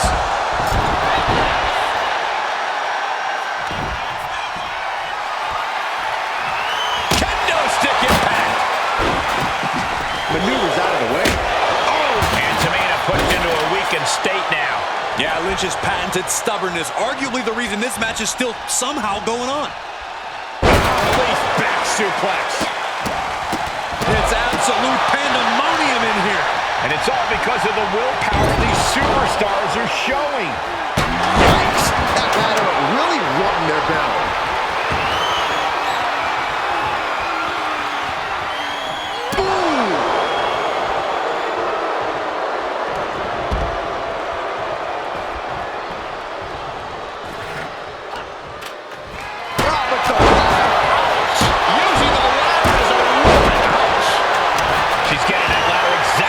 Where she wants it. A crucial step. Headed up that ladder. Center of the ring. Victory is within reach now. Every second up there is allowing the opposition to recover. Better hurry. She's looking. That's it. Tamina has the briefcase. Tamina is Miss Money in the Bank. The winner of the Money in the Bank contract and the first ever Miss Money in the Bank,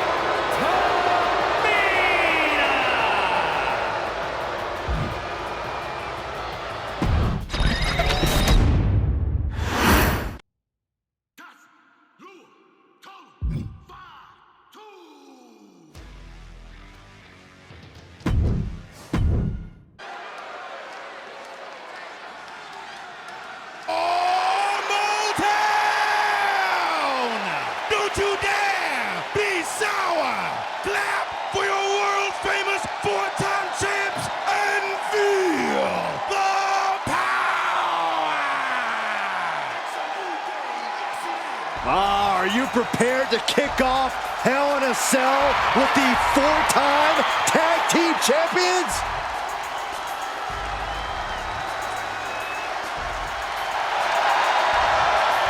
the following contest is a tag team Hell in a Cell match and is for the SmackDown Tag Team Championship and accompanied by Kofi Kingston at a combined weight of 490 pounds. The SmackDown Tag Team Champions, Xavier Woods and Big E, the New Day. Well, I can't say that I'm ever prepared for a man swiveling his hips and playing the trombone on the way to the biggest fight of his life. This is our first Hell in a Cell match of the night. The New Day actually requested this match to defend their tag titles. Who would have thought 4 months ago when this rivalry began that it would end once and for all inside Hell in a Cell? New Day about to make it evident that the time for fun and games is over.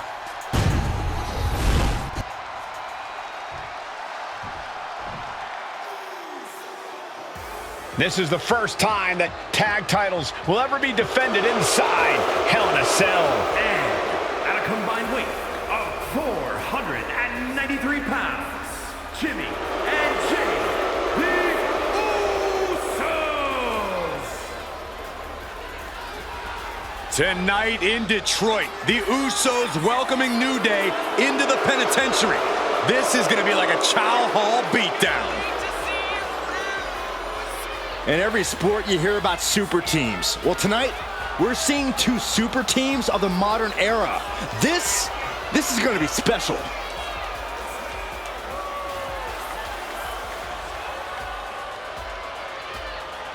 Tornado tag rules here, gentlemen. 2-on-2 as Kofi is going to be locked outside the structure. Pinfall or submission needs to happen in the ring, but we all know this fight's going to go everywhere before that happens.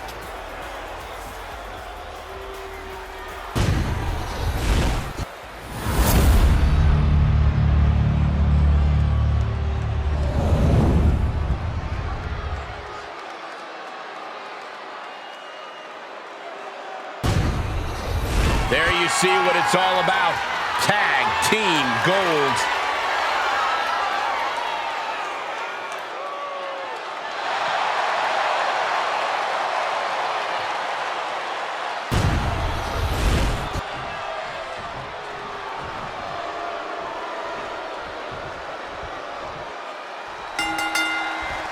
Remember, this match is under Tornado Tag Team rules, a 2-on-2 match where the pinfall and submission has to happen inside the ring. In the Hell in a Cell, no tags, no countouts, no disqualification. The Usos and the New Day came into this match expecting and prepared to raise the bar, raise the level of competition, and make history. This is going to be unforgettable. So many amazing matches between these two teams. They said it this past week on SmackDown. No matter where we are, we put on a show. The Usos and New Day have a unified goal to raise the bar of tag team competition, to bring the division to a whole nother level. You know, in basketball, they talk about super teams. Well, these two teams are the proverbial super teams in WWE. He connects with a counter. Got him lined up, and it's only a matter of time now.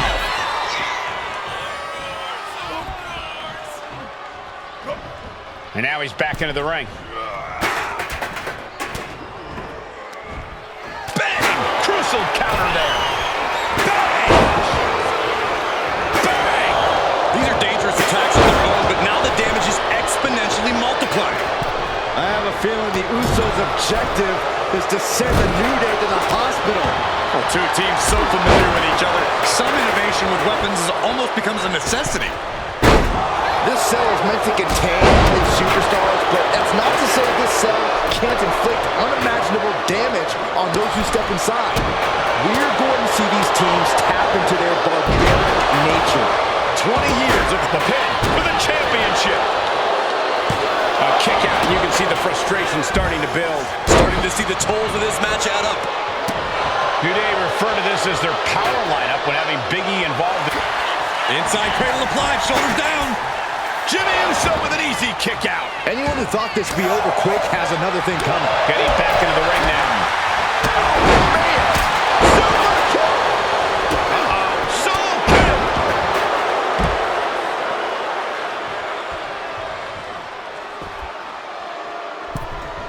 Ooh, right to the throat.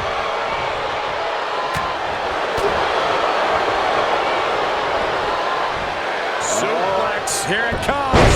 Timed his defense perfectly. Usos and New Day going at it inside Hell in a Cell, and Jey Uso set outside the ring, and now the New Day on the attack. Big E, as aggressive as I've ever seen him here tonight. And Xavier Woods now with toys, kendo sticks in hand. And it's about to get more aggressive, more vicious, more barbaric.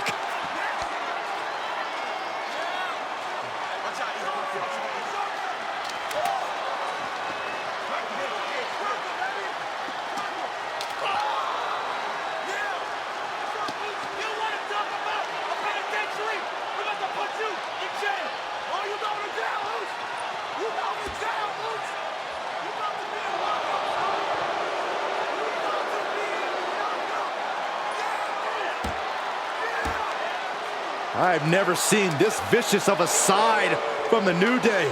It's what Hell in a Cell does to you.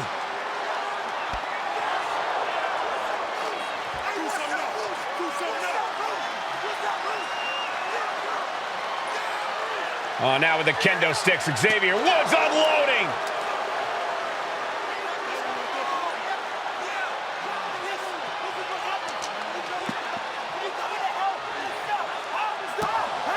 Well, you're saying it, Byron. Hell in a Cell makes you do some awful things. Just attempting to survive, attempting to win. Do whatever you want, punish however you want. Right now, that seems to be the mission statement of the New Day in order to retain the SmackDown Tag Team titles. And that's what it's about, proving you're the best in one of the most insane environments in WWE today. The New Day have just changed the whole complexion of this match. I don't know if I've seen New Day go to these lengths before. Well, no time to be a jovial bunch when you're in a cell, Michael. Tonight, it's not about entertaining. It's about putting your sworn enemy to rest for good. Talking to Xavier, he told me that one thing the Usos have taught us is that we have to embrace a more lawless culture here in WWE. A more lawless culture in this rivalry. And that could be the reason the New Day chose to have this match in the Hell in a Cell. It's been such a chaotic rivalry. Therefore, only this kind of lawless match could finally put an end to it for good. Overcome! Man, that just looks like it busted him open. Catches a punch. Boom! Big E able to get out of the way.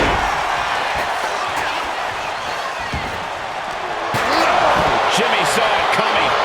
Ouch! The Usos and the New Day have been trading title reigns for the majority of the year now. This, the contractual rematch for the Usos. If they lose, the Usos won't get another opportunity for the titles as long as the New Day are champs. And just being around the Usos, it's not only about winning the tag team titles, it's about stripping the New Day of everything that made them popular with the WWE Universe. It's about making sure the New Day never competes again. It's never been just about the title, Saxton. It's about these two teams wanting to claim supremacy for themselves. High-level ability being shown with each of these counters. And what? Nice takedown, stacked for the pin. He wasted no time kicking out there. How on earth could he not keep him down for even one at this point? Ooh, the champ looks dead on their feet. These are the moments professionals train for. When you are at your breaking point. Russian leg sweep. And the action is shifted now into that dangerous area between the ring and the walls of the cell. Set out mat slam. And here we go, returning to the ring. And Jimmy and Big E slugging it out middle of the ring. This has been a vicious, brutal match between two of the great tag teams today. Here comes Jey Uso into the fray alongside of his brother. Bang! Double super kick. And the Usos now looking for that patented Uso splash from the top rope. Uso splash! The cover to win the tag team titles, and Woods handcuffs it all, breaks it up. At the last possible second, Xavier Woods saving this match for his team. Credit to Woods for his never say die attitude, but Xavier Woods is outgunned right now. And look at Woods still fighting back. Yeah, with the handcuffs, using the handcuffs as a weapon. That's smart.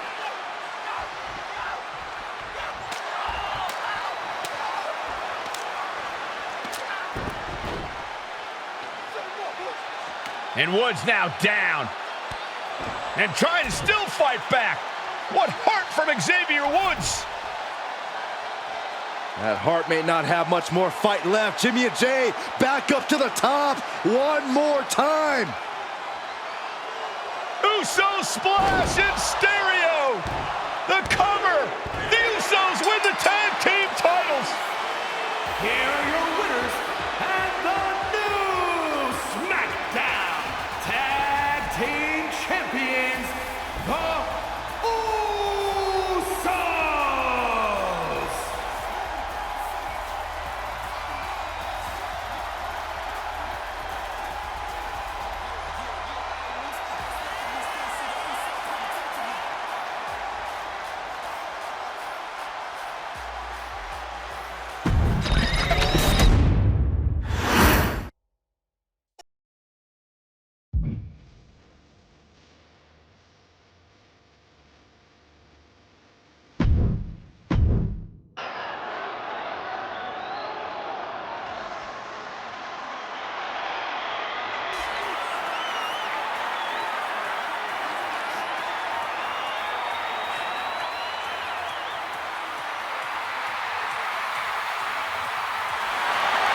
Gentlemen, it's glow time! I got an idea, Saxton. Why don't you glow home?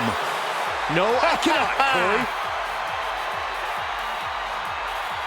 When asked earlier this week about this matchup, Naomi said it is an honor to be here, an honor to make history, because for the first time ever, a women's championship will be defended in Saudi Arabia. Naomi certainly has momentum on her side, and as we've seen in recent weeks, it appears as though Bayley has at least a healthy respect for Naomi. Well, so much of Naomi's career has been predicated on making history. You think back to Naomi being the winner of the inaugural WrestleMania Women's Battle Royal, being the first African-American SmackDown Women's Champion, and tonight, once again, an opportunity to make history in her career.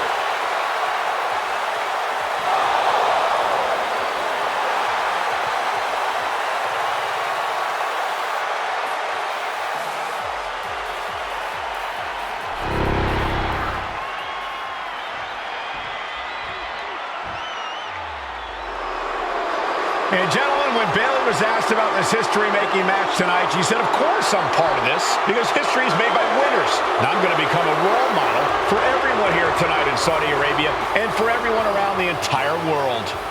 I asked Bayley her thoughts on this match, and she said, new country, same sheep. Bayley is nothing if not confident headed into this match. Oh, and everything you just said is indicative of the new attitude, the new personality of Bayley. Bayley has been SmackDown Women's Champion for a record-setting 279 days. She's won every title available in WWE. The NXT Women's Championship, the Raw Women's Championship, the two-time SmackDown Women's Champion, a Tag Team Champion, a Money in the Bank winner. Bayley has accomplished it all. But the one thing Bayley has never done in her career, she's never beat Naomi. And believe me, that is a huge point of confidence for Naomi and a huge pressure on the champion. What an exciting moment for both of these competitors tonight, but once the bell rings, it's down to business. The SmackDown Women's Championship is on the line.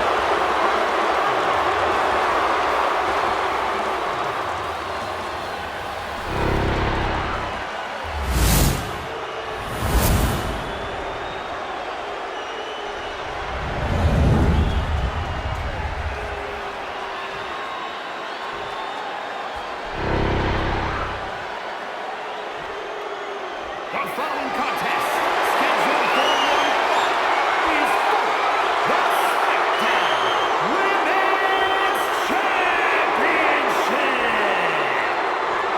Introducing the challenger from Orlando, Florida, Naomi.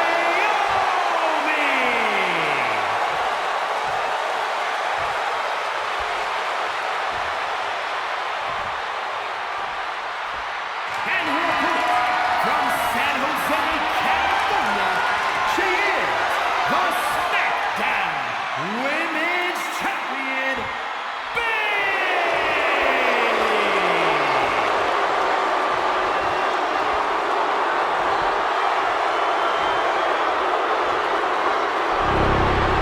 For the first time ever, we have a Women's Championship match here in the Middle East, in Saudi Arabia. Bayley against Naomi. Will Bayley's record-setting reign end here tonight?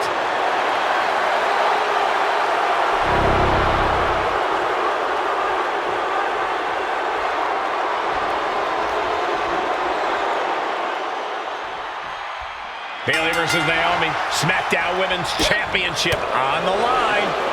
So much of Naomi's career has been predicated on making history, and tonight she has the opportunity to make even more history. And Naomi's got plenty of momentum coming into this match and is feeling mighty confident herself. And Naomi has been quick to take to social media lately, reminding everybody that Bayley has never beaten her one-on-one. Yeah, not so subtle reminder to Bayley, who has been very insulting, very humiliating to a lot of people in WWE. And that attitude is why Naomi wants to dethrone Bayley, take the SmackDown Women's Championship away from her, and maybe humble Bayley a little bit. And Bayley is being humbled here. And Naomi continues to somehow have Bayley's number here. Taking flight, diving body splash. The challenger's fully aware of what it takes to become a champion. Naomi has to use her superior athleticism. A factor to consider in this match is that Naomi took some time off to rejuvenate herself, to get her mind right, to refocus on her desire to once again be champion here in WWE. So this isn't necessarily the same Naomi the WWE Universe or Bayley is used to. And Naomi says that after taking time off, she's better physically. Taking flight.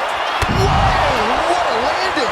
You got to be a certain kind of crazy to even think about attempting that kind of offense, but I can't say it didn't pay off. Naomi going for broke. And this high-risk offense from the challenger might be catching the champion by surprise. The challenger being the aggressor here, but remember, the title can only be won by pinfall or submission inside the ring. A pretty drop kick. And Naomi keeping Bayley on her toes, pushing the pace on the champion. Naomi moving fast, showing that superior athleticism. Bayley might not be able to keep up here. Oh no, the referee. For the victory! And the champ can't keep the challenger down long. Incredible power to kick out at just one. Got the front face lock applied. Oh, nice suplex. Oh man, right to the arm. Hyperextend your elbow. Are we gonna see it? All tied up. Both arms locked up. Can she take much more? Oh, maneuvers herself out. Drop kick! Great athleticism. Springboard off. Dropping down all their weight. Oh man. Byron, you've talked a lot about this change in Bayley and how people can't believe that this is the type of person she's turned into. Well, it comes down to career frustration.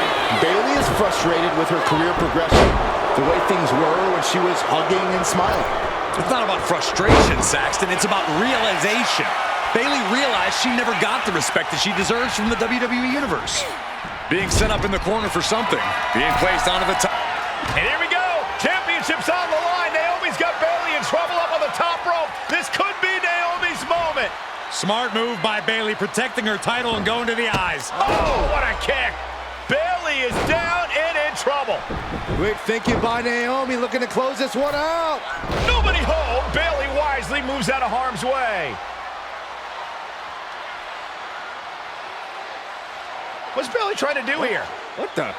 I think Bayley's trying to trap Naomi's legs in Naomi's own shirt. A great counter by Naomi. Naomi ducks underneath, and we got a standoff. Great match so far. Well, Bayley thought she had Naomi, but the challenger was ready. Well, the champion has to find a new strategy in a hurry. Right hand will counter. Calls out the rear view. We might see a new champion crown. And into the cover. No, we did it. We have a new champion. Here is your winner, and the new SmackDown Women's Champion, Naomi. Bayley's stranglehold on the SmackDown Women's Championship has ended. The Glow era has begun. Bayley was as a...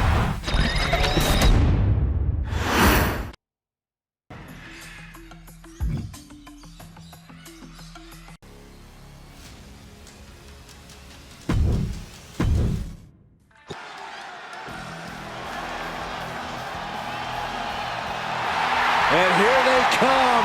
Bubba Ray and Devon are ready for a fight. That's just what they'll get from Afonseca. And then some.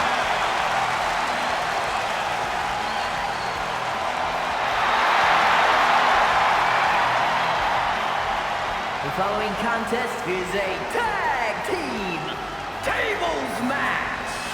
And at a combined weight of 603 pounds, Bubba Ray and Devon, the Dudley Boys.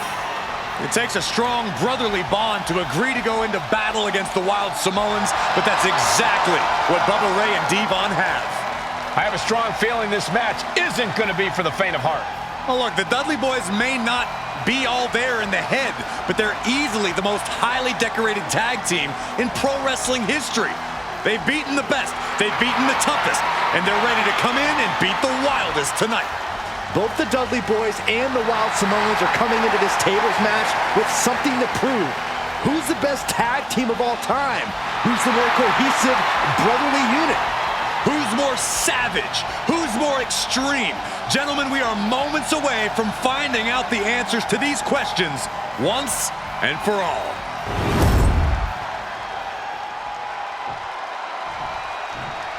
Guys, this is going to be a great one. You can feel the electricity already. I feel the excitement and some fear, too. My Captain Umaga, and a combined weight of 645 pounds. Alpha and Sika, the Wild Samoans. This tables match might be a dream match for many, but for both the Wild Samoans and the Dudley Boys, this is about to be one team's greatest nightmare. Alpha and Sika clearly not looking to back down here.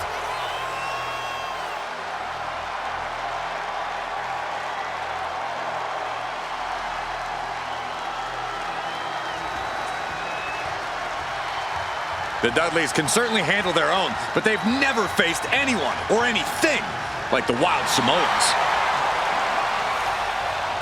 Those mean looks on both Alpha and Sika's faces, I'll tell you, they're out for blood. And the Dudleys are about to walk right into the lion's den.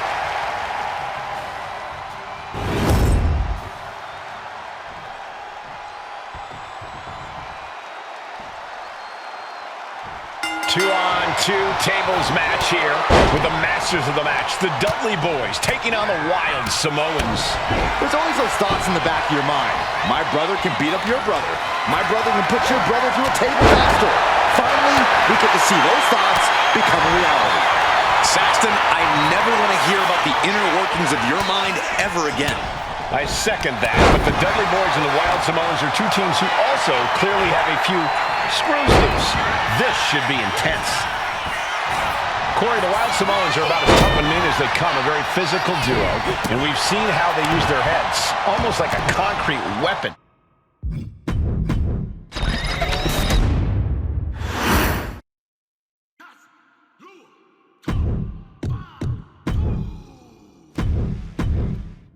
Ladies and gentlemen, if it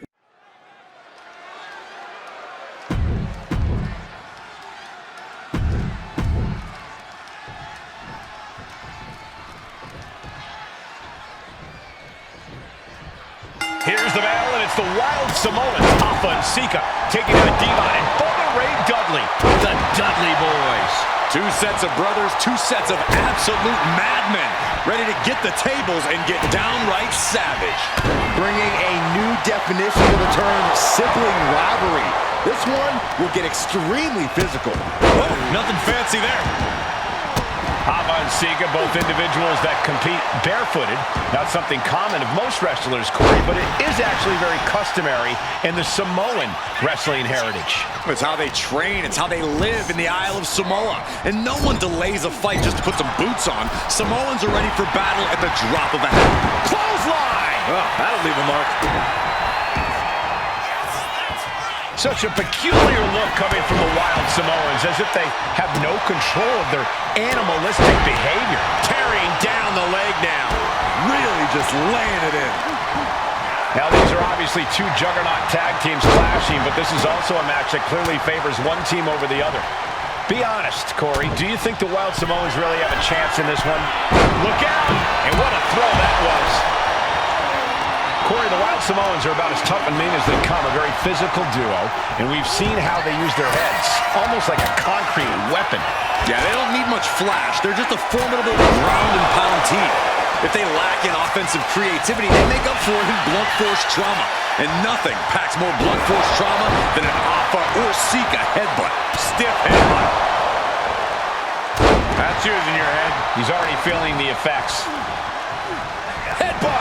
Nothing fancy there. Oh, strong knee connects. Boom! Oh, my goodness. Looking to take it to the air now. To the sky!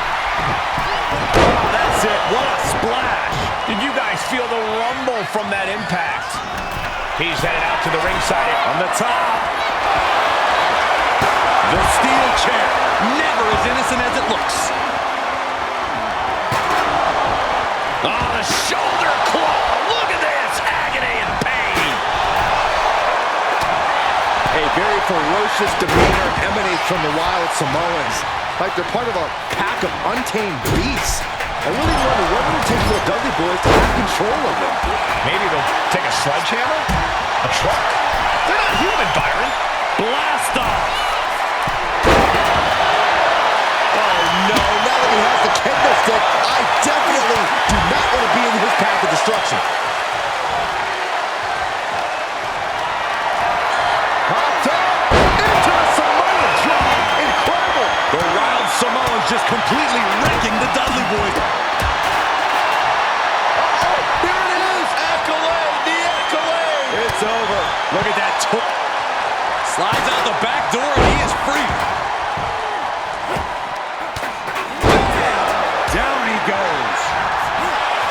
The Dudley Boys came in tight, knowing they had to turn up the dial. Had to match Alpha and Sika's level of aggression. Bubba Ray and Devon know they have to be extreme as they can be. Yeah, but what the Dudleys call extreme, the Wild Samoans just call regular old Tuesday. Alpha and Sika are just a different breed of wrestler. Look, I don't care who you are. You could be King Kong or a kaiju. It's going to be curtains for you if you're on the receiving side of a Wild Samoan headbutt from the top rope. Coming back from the outside now. He's getting fired up now, really feeding off this crowd. Oh boy, he is setting up the table, taking this to a whole nother level. Table behind him now, not where you want to be. And Devon escapes danger. I still can't get over that. And Alpha and Sika just beat the Dudley Boys at their own game. Here are your winners, Alpha and Sika, the Wild Samoans. And it's the Wild Samoans standing tall, having beat the Dudley Boys at their own game. Devon and Bubba pushed Alpha and Sika to their limits, but in the end, there was only one way this match could end.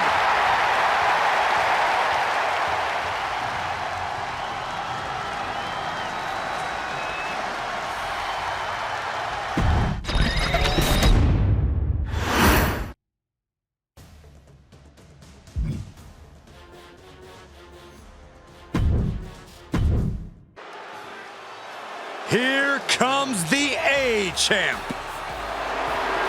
The following contest scheduled for one fall is for the NXT North American Championship. Accompanied by Trent Williams, he is the NXT North American Champion,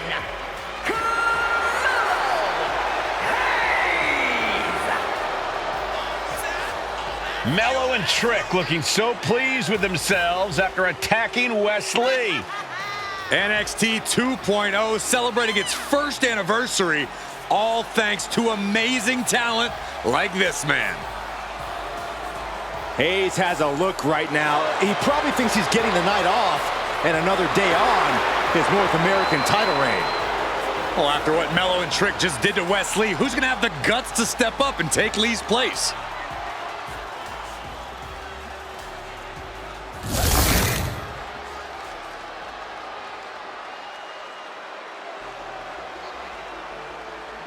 What? This place is shaking! We never thought we'd see Sikoa again. His opponent, from Las Vegas, Nevada, weighing in at 250 pounds, Sikoa! And Solo is dressed to fight, too. I really didn't think we'd see him again. We saw him at Clash at the Castle 10 days ago where he cost Drew McIntyre the WWE Universal Championship. Well, as far as I'm personally concerned, Sikoa isn't welcome around here. Mello needs the night off. Well, Mello talks about wearing the biggest crown in the WWE, but it's Sikoa who sits at the biggest table in WWE. Well, he wasn't exactly invited to sit at this table now, was he? We said to expect the unexpected. Is this title match gonna happen?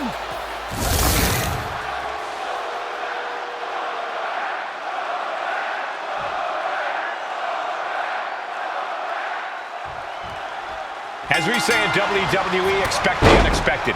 We expected Wes Lee to be Carmelo Hayes' opponent here, but instead, we have the surprise return of Solo Sikoa as he's claimed his title opportunity. Solo Sikoa, fresh off joining the Bloodline, is here. He has answered the call, and we indeed have an NXT North American title defense tonight for NXT 2.0's one-year celebration. Jumping face buster. You got to imagine that Roman Reigns, the Usos, even Paul Heyman are watching this match closely right now. Oh, absolutely, Cole. We're talking about the man who has held the WWE Undisputed Universal Championship for 744 days. And the Undisputed Tag Team Champions, the Usos, who have held those titles for 422 days. Record-breaking reigns of both singles and tag team competition. If Solo captures the North American title tonight, who knows how long he'll keep it for? Solo Sikoa already. And Sikoa sent toward the ropes, and Carmelo Hayes with a kick right to the midsection. Melo taking it to Sikoa here. The power of Solo just a little too much for the A-Champ in this instance. What a chop. Trademark viciousness. Lack of mercy. That's what Solo Sikoa is all about. Into the corner. Big splash by Sikoa. Melo in trouble. Sikoa. Trick Williams making sure Melo got out of harm's way. Well, at least momentarily. Yeah, momentarily is right. Sikoa continuing to inflict more punishment on the champ. And Hayes takes out Williams on the outside. Solo standing strong. Solo not allowing the presence of Trick Williams to distract him whatsoever. Solo has the mindset to destroy anyone in the way of him in the NXT North American Championship.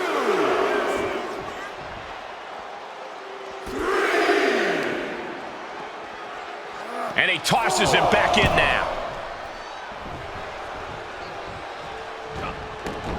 He quickly gets out of dodge. You got to be impressed by both Solo Sikoa and Carmelo Hayes. They've taken NXT 2.0 by storm over the... And they're going shot for shot, multiple blows. Bam!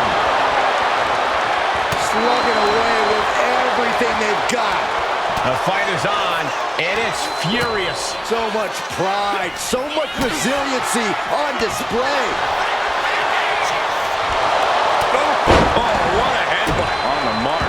Hold on a second. Could be a matter of time. He lets go of the hold, but I don't see any reason for it. No telling what's going on in his mind right now, Michael. And he gets directed into the corner. Point of the elbow finds the mark. What a main event this has been for the one-year anniversary of NXT 2.0. And without this rebranding, Solo Sikoa may have never had the opportunity to show the world what he can do. And if Solo didn't have this breakout year, maybe his cousin Roman Reigns wouldn't have trusted him enough to be part of the Bloodline. Solo continues to maintain the advantage. And the power of Sikoa proving too much for Hayes right now. Carmelo able to take a stand there. Carmelo was getting ground down, but could have just started a quick turnaround here.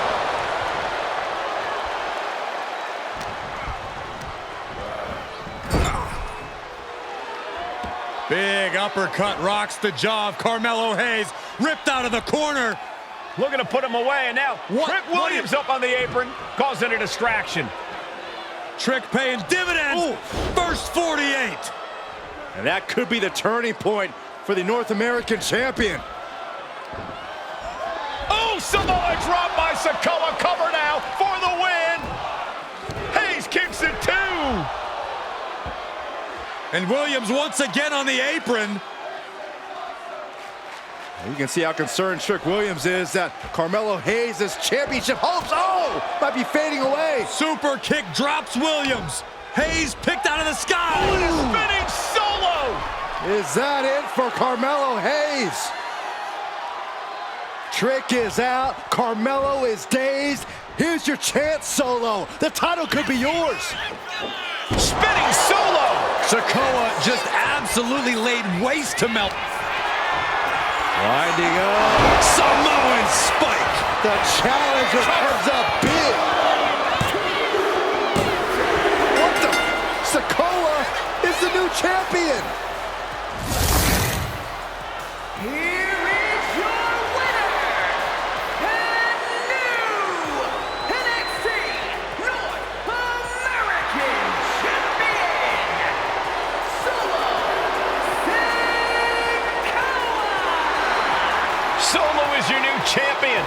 Is the North American title now going to SmackDown? This has to be the most unpredictable era in WWE history. You know Sikoa was given his marching...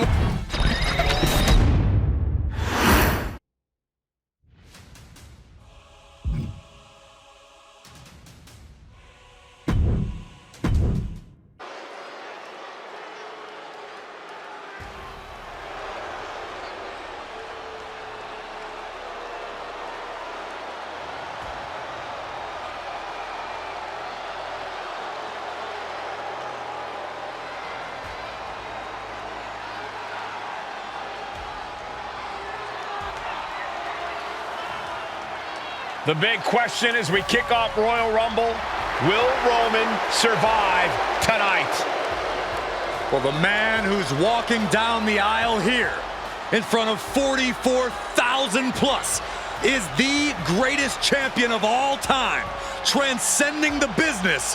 And tonight, it's personal.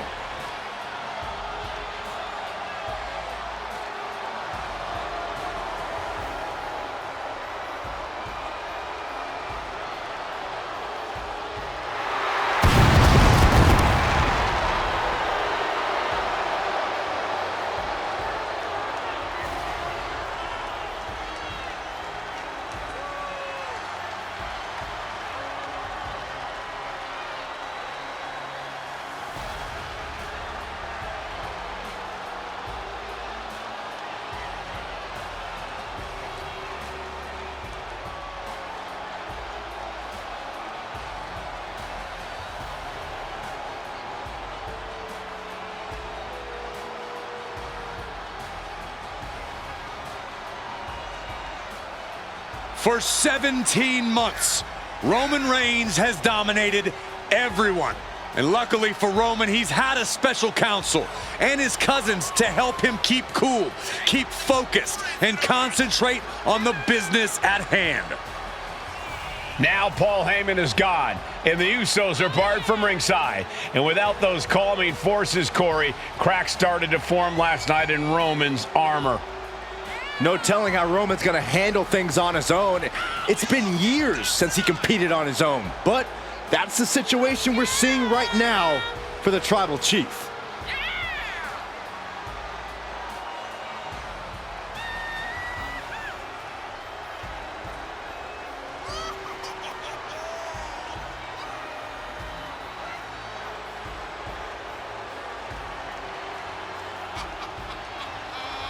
In recent weeks, Seth Rollins touched on the one thing that Roman Reigns has not been able to get over: the dissolution of the Shield at the hands of Seth Rollins.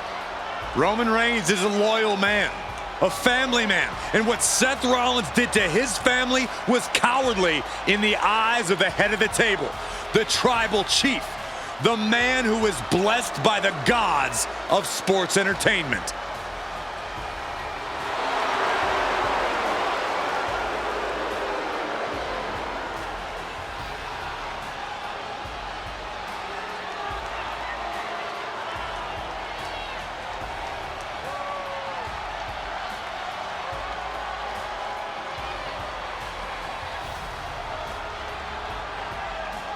Corey, on SmackDown last night, we saw one thing that we haven't seen out of Roman Reigns. We saw Roman Reigns lose his cool.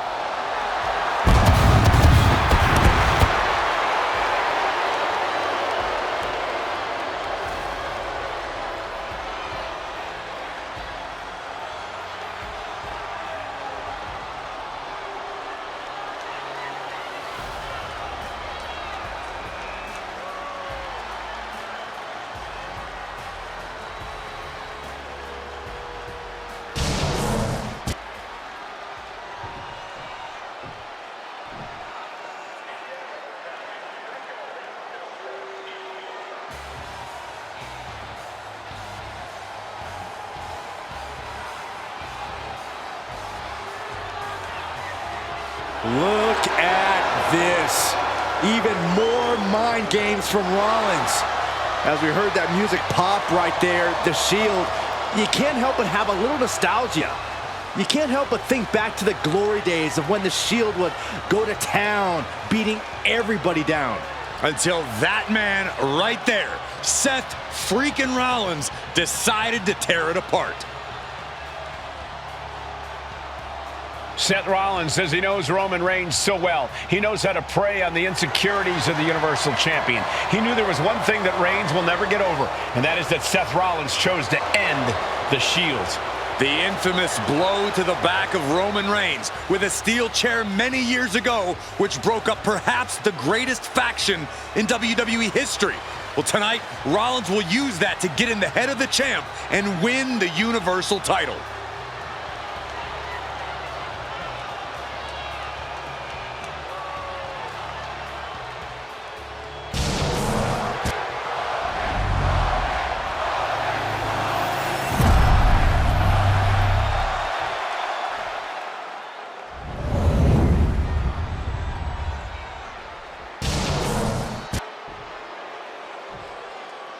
The following contest, scheduled for one fall, is for the Universal Championship. Introducing the challenger from Davenport, Iowa, weighing in at 217 pounds, Seth freaking Rollins.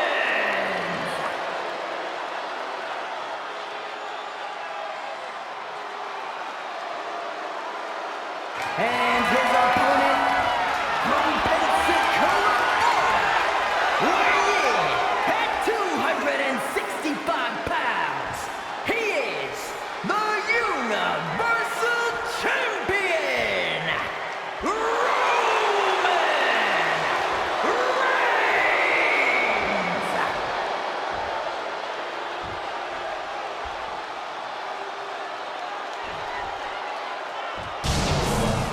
It's been interesting watching Reigns throughout these introductions, muttering to himself at times. Honestly, Rollins seems to be in Roman's head.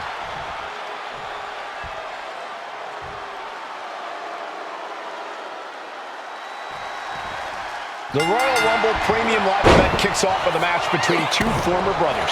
Roman Reigns in his record 516-day reign as Universal Champion versus Seth Rollins, donned in the old gear that they used to wear in the Shield. Rollins looks very comfortable in that tactical vest yet again. But he's even more comfortable inside the head of the Tribal Chief. We haven't seen Roman with this type of look, this type of confusion in 500+ days. Seth freaking Rollins has made it extremely personal with Roman Reigns. Years ago when he destroyed the Shield, and again in the lead up to this match. And if I'm Roman, I'm taking all that aggression and ending this quickly.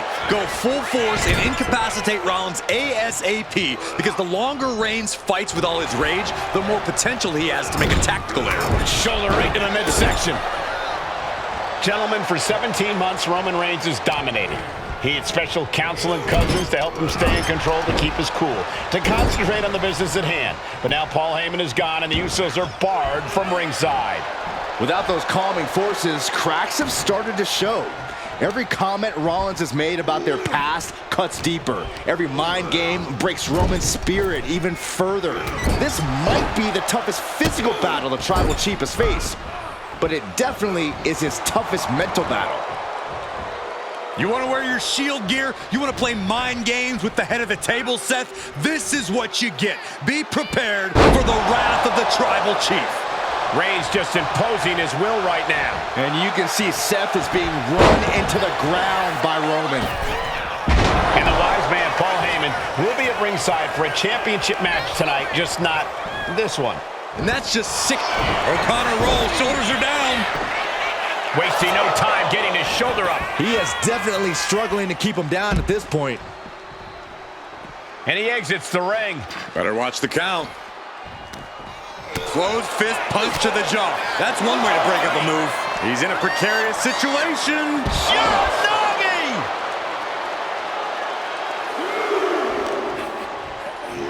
And he throws the opposition back into the ring. From way up. Diving double axe handle. Seth Rollins just getting dismantled. The power and rage of the Tribal Chief is just overwhelming Rollins here. Rapid fire Samoan drop. I hate to say this, but the Tribal Chief has become extremely frazzled without the benefit of having the Bloodline by his side. Every little move Rollins makes seems to put Reigns on edge. This outfit, the Shield's entrance music. I bet if Rollins gave Roman a fist bump, it would make the Tribal Chief go nuclear. Gets lifted into position all the way down.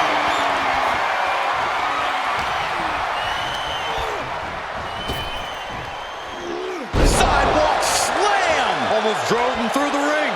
Reigns is wasting no motion. Right now, Seth is unable to evade Roman's offense.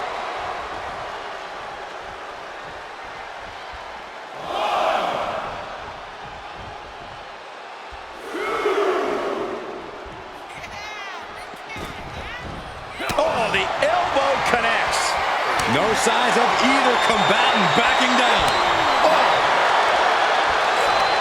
Neither competitor is backing down. Looks like a hockey fight's just broken out.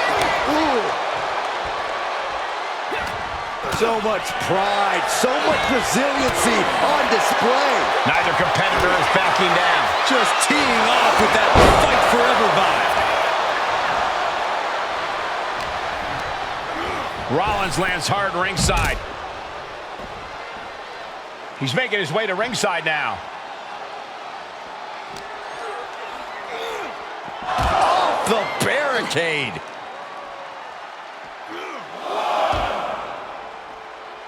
Hit a big boot. Seth Rollins says he knows Roman Reigns so well, says he knows how to prey on the insecurities of the Universal Champion. Rollins knew there was one thing that Roman Reigns could never, ever get over, that it was Seth Rollins who chose to end the Shield.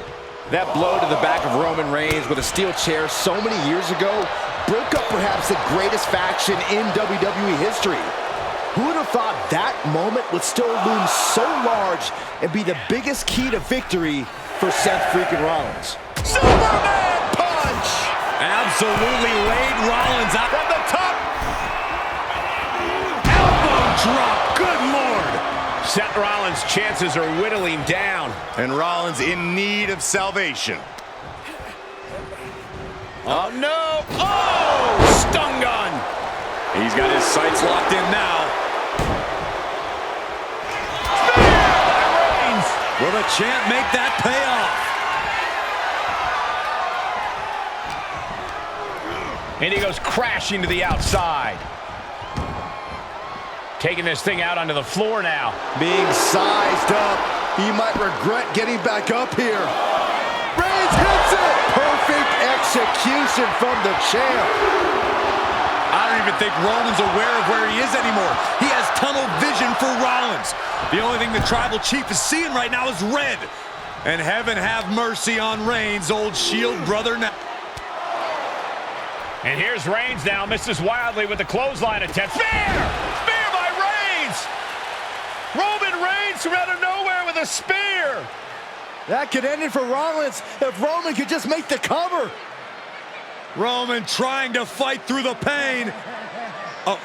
Oh my, guys.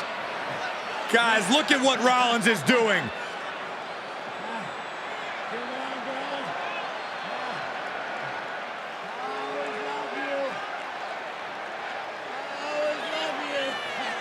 After all these two have been through, Rollins wants that Shield fist bump. Reigns shaking it off as Rollins continues to try to play mind games. Yeah, but that may have triggered a litany of emotions within the Tribal Chief. Reigns unsure of what to do.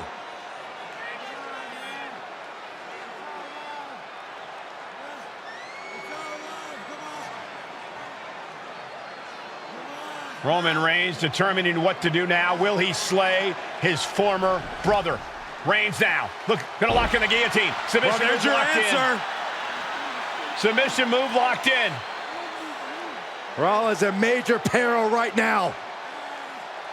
Rollins looking like he's starting to fade.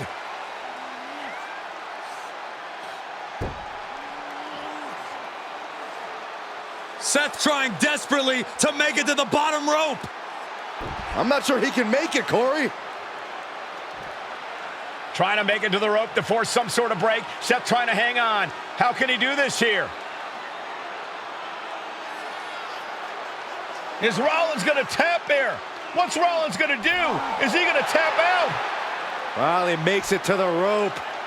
Reigns has a 5 count to break the hold.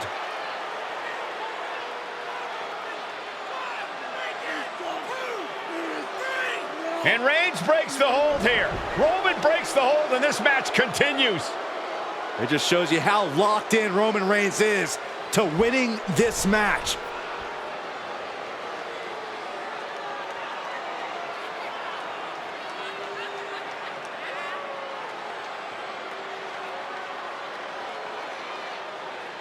Rollins just motionless now. Roman had that guillotine locked in far too long. Well, the oxygen slowly circulating through Seth again, but I feel it's just a matter of time. Reigns on the money with a Superman punch. And a spear. That's it. The title's going nowhere. Makes the cover. And Reigns retains the title. Here is your winner, and still the Universal Champion,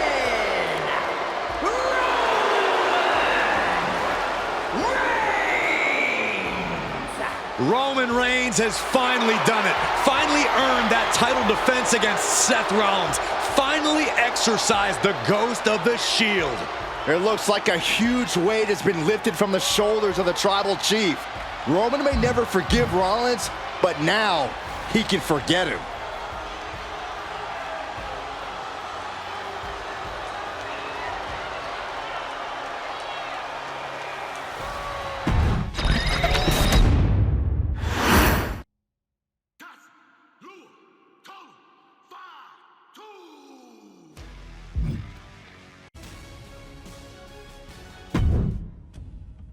I'm the last guy.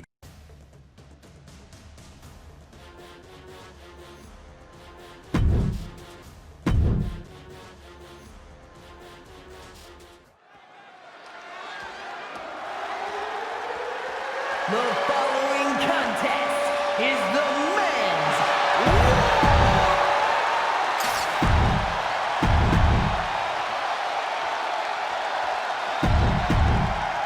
And gentlemen, it is time for Bloodline War Games. Roman Reigns, the Usos, and Sami Zayn versus Solo Sikoa, Tama Tonga, Tonga Loa, and Jacob Fatu. Both of these sides have a deep and abiding hatred for one another. Solo felt he was held down. His crew never called up during Roman's time as the tribal chief. But most of the men on Roman's side were unceremoniously removed from the bloodline courtesy of Solo Sikoa.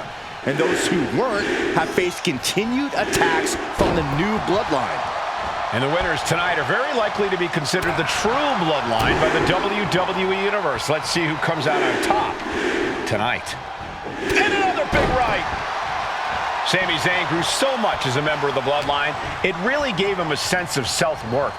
Yeah, but part of that self-worth came from defying Roman, from defeating the Usos, which begs the question, and I wish there was a better way to phrase this.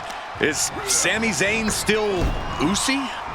I think he is, Corey. Sami seems elated to be fighting alongside Jay and even Jimmy. Those are his dogs. Getting him right into the corner. Caught him right in the jaw. Oh, what a shot. No escape from these punches. He may have just slowed Jacob down a bit there. Attacks like that one will continue to get Jay his respect. The crowd is counting it down. Next entry will tip the scales in their team's favor. Smothering offense now from Jey Uso. Jacob's being cut off at every pass. A lot to prove from the new bloodline tonight. Gentlemen, do you think they can do it? Absolutely, Cole. Solo Sikoa, Jacob Fatu, Tonga liftoff. He fails to connect. OG bloodline leader Roman Reigns has so much on the line in this one, guys. Oh, absolutely, Michael. Solo Sikoa took his spot at the head of the table. He says he's the new tribal chief. And that is Roman's legacy. Those names, this group, they mean something. But the bloodline represents all that Roman has built in his career. and he needs to take it back tonight. Kick to the back. Oh! Jumping clothesline! What agility!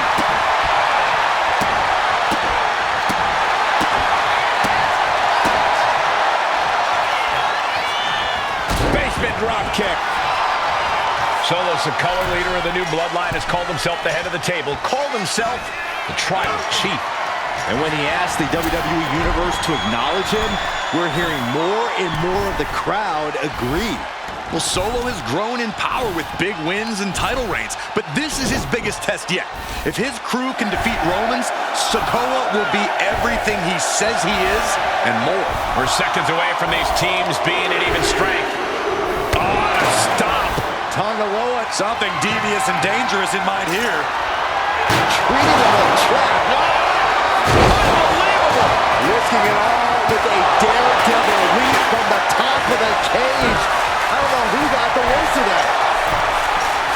Good night. Watching, waiting, and we know exactly what he's thinking. He's balancing on top of the cage with something dangerous in mind. No, no, no, no! Caution to the win. That was unbelievable. Taking insane risks to try to secure a win. What a cage match this has turned into. Carefully placed stomp to the arm. Solo Sikoa's group at a decided disadvantage. His side has less experience inside this structure. But look at how young and hungry Team Solo is. In particular, Tama Tonga is a real wild card. He's like a hyena locked in a cage with a bunch of raw meat. I even asked Tama backstage if he was looking forward to this match, and he just said to me, yeah. Great journalism there, Byron. Thanks, Michael. Looking for a belly-to-back suplex. Back suplex into the neck breaker. He's heading to the top turnbuckle. Uso splash. Can Jacob Fatu come back from that? And the balance of power is about to shift with this upcoming entrant. If there's one man here with the most to prove, it's got to be Tonga Loa.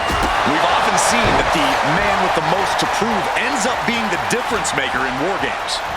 Many folks think Tonga Loa is just a foot soldier for Solo. But let's not forget, this man is the son of Haku. Just like his father, Tonga Loa truly excels in a brawl. And there is no bigger brawl than War Games. Entering the ring and assessing the situation. Oh, ouch! Jimmy Uso commanding respect from all of the WWE Universe. Uh-oh, look out. Super kill! Good night. 8 men in this war, but one seems to be fighting his own internal battle. That man, Jimmy Uso. He's currently on Team Roman, but this might be an instance of the enemy of my enemy is my friend. Jimmy had clashes with Roman. He went to war with his brother Jay, but the men who put Jimmy on the shelf for months stand across the ring. Jimmy's out for every member of Solo's squad tonight, and he'll deal with the rest of his fractured family later. Old bloodline, new bloodline, both sides engaging in a brutal battle. Every one of these men is fighting with every fiber in their being to be considered the true bloodline. We're seconds away from these teams being at even strength. I think tonight is going to be a breakout performance for Jacob Fatu. Taking flight. Oh, man. Look at Jey Uso going top rope. Watch out. Diving forearm smash. Boom. Searching under the ring, thinking something there can give their team a boost. Every attack is lingering even longer right now. Yeah, I don't know how much longer a good defense will even matter at this point. A drop kick in the corner. Top rope. And it's Jey Uso. Jey nailed all of it. You guys, this is what War Games is all about. Both bloodlines leaving it all in the ring. The old guard. This superstar promised a win at any cost. We are seeing just how far they're willing to go. The chair projected right to their face. And the damage is just going to keep on coming if you can't find the defense for this. He's getting back up, but I don't think he's going to like what he finds. Kendo stick to the skull. Gotta be a bit tough for Jay to stand up amongst this team. Some close allies, but some enemies he's yet to forgive. We've seen the wars that Jay has made with his cousin Roman, with his brother Jimmy, but he needs to put that aside tonight. And Jay has the title wins and big victories that earned him the main event moniker. But if he's the one to put away the new bloodline, he will truly be the main event of War Games. Timer's almost done. This next entry gives their team the advantage inside the cage. And the tribal chief is now entering Bloodline War Games. Searching under the ring now. This can't be good. Things are no longer about to be even in this one, and he wants to make sure of that. I can't believe this atmosphere. Everyone wanted a banger, and boy, you got it. And he's looking at our sorts now. And now Jimmy Uso punching double axe handle. Oh, European uppercut. He is locked in and has his opponent dead to rights. Look at the amount of members on each team now. This truly has the potential to become one-sided. He's in a very bad spot, totally out of it. I don't know how much more damage can be done now. Yeah, we could really use a miracle right about now. Spear! And that can vanquish them. Goodness gracious, destruction everywhere. Kick right to the face. Now scaling the steel. This is either madness or brilliance. He finishes the climb. Well, the options are pretty limited as to what comes next. Things will get back to an even playing field with the next entrant. Who's the ultimate test of balance here? Jenkins. No. And now, This is risky. This is dangerous. It's starting to take their toll on him a little. the competitor in Tonga coming through here.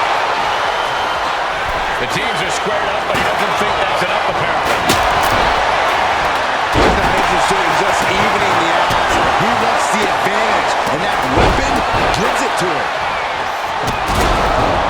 Clearly knows the damage that has been done with the opposing team's numbers advantage, and knows that bringing in a weapon can be the ultimate equalizer. That hit connects from Sami Zayn. And attacking the body here could be a smart strategy.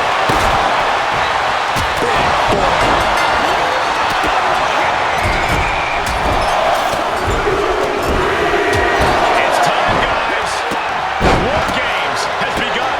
The fight only gets tougher from here on out, gentlemen. There's no actual game in War Games. It's all war.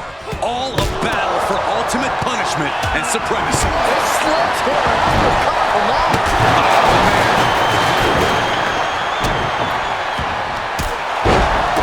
Oh, stop. Smash out of the stops. Oh, Sami's ring prowess couldn't get him out of trouble there. Yeah, Jacob looked confident going on the attack. Manages to fight out with a series of punches. Sent him clear into the other ring. Climbing to the top turnbuckle. Top rope. And now here's Jimmy Uso. Jimmy might have just finished things. Is victory close? This could be it.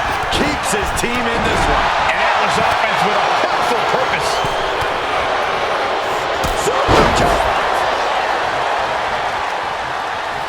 He really felt the impact on that one. Sami showing an aggression that won't be contained.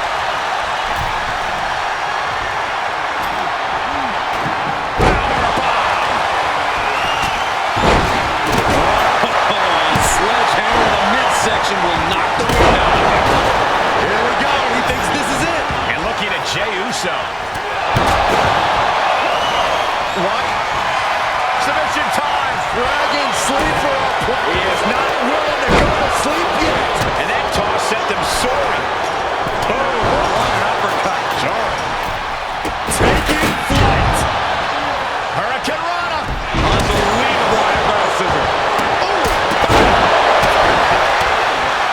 Trying to end this right now. Wait a second. He's already done so much damage. What else could he want to do?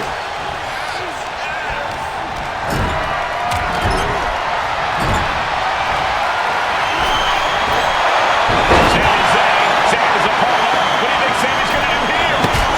Sami Zayn, opponent.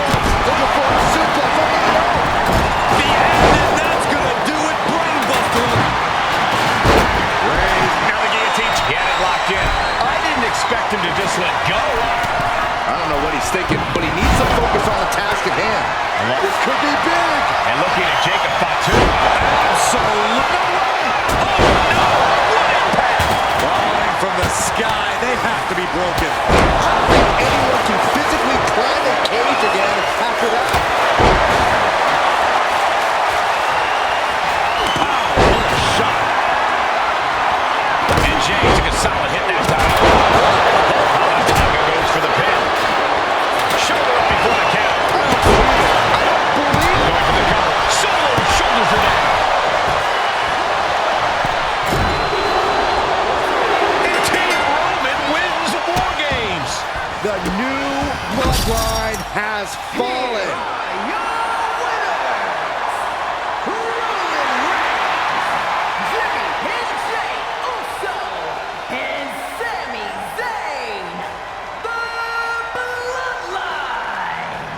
Unbelievable. Roman's original bloodline crew found a way to work together and reestablish their dominance. You may not know who your brother or enemy is by their last name, but when you're in battle, look to your left, look to your right. That's family. And this is the one.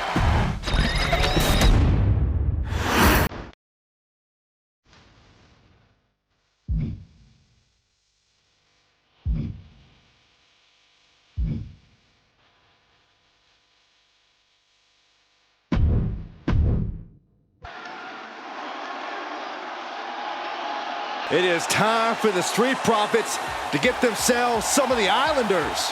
Well, with all due respect to the smoke and the party cups, but AD and Tez need to up their game. This could be the Profits' night, but it's not going to be easy. The Profits possess tremendous athleticism, but so do the Islanders. And let's not forget, the Islanders have Bobby Heenan in their corner. The following contest is a 2-out-of-3 falls match. Making their way to the ring at a combined weight of 492 pounds, Michael and Angelo Dawkins, the Street Profits. The Islanders are known for innovative double-team offense, but they're looking to do more than just beat the Profits.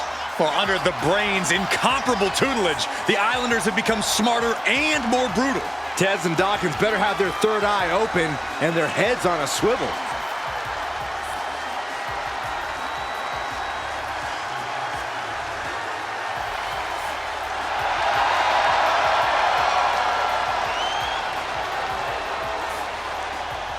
I expect to see expert-level tag teamwork from both the Profits and the Islanders, with supreme athleticism from all four competitors. What this match could boil down to, guys, is which team picks up the first pinfall. It's not going to take long for chaos to rule. The Profits and the Islanders are ready to see who is the best tag team on Earth.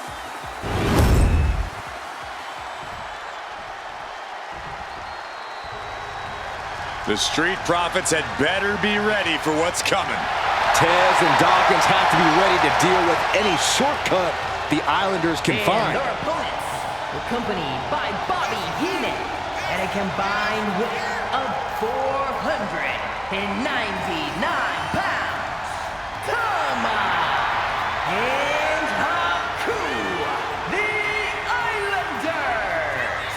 We know the Islanders are as vicious as they come, but the Street Profits excel in all forms of chaos. Yeah, Corey, but the Islanders have a plan and will stop at nothing to carry that out.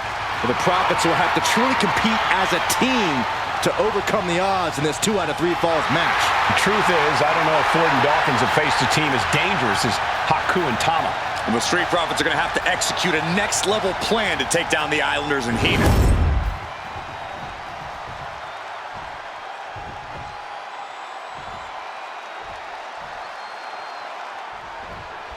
The Islanders versus the Street Profits in a best-of-3 falls match. This matchup represents two teams who want to rule the tag team division and have sharpened their offensive arsenals so one move can put away any opponent.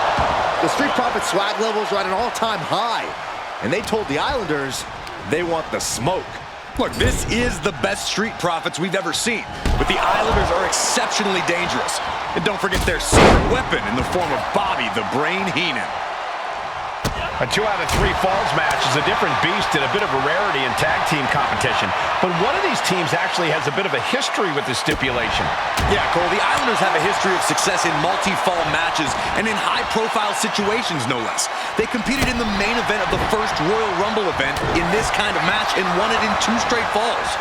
They also won a 2 out of 3 falls match on Saturday night's main event. Bottom line, the Islanders are more than ready for this.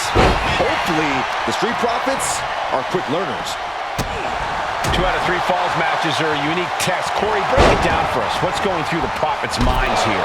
Well, Tez and Dawkins cannot allow themselves to get frustrated because if you lose your cool, you lose your focus and you start to make mistakes. There's a little bit of room for error in a multi-fall match, but not much when the competition level is this high. So many accolades for Dawkins and Ford, Triple Crown Tag Team Champions, multiple WrestleMania wins. This win could be another major feather in their caps. It could be, but for the Islanders, all those accolades are motivation. Haku and Tama know they're the best tag team around, so they want to knock off the Profits and prove it. Then maybe they'll get the respect they rightfully deserve. Haku is picking the opposition apart. The Islanders straight up crushing the Profits here.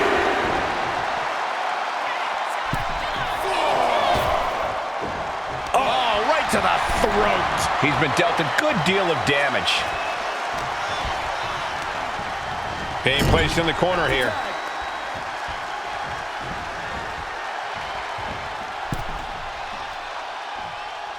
Oh, devastating. We're watching 2 great teams at work right now, but with the talent at this level in the ring, you have to wonder, are there any possible breakout single stars here? Every one of these men has that sort of potential, Michael. I mean, Montez Ford has had moments of single success, competing in many high-profile matches on his own.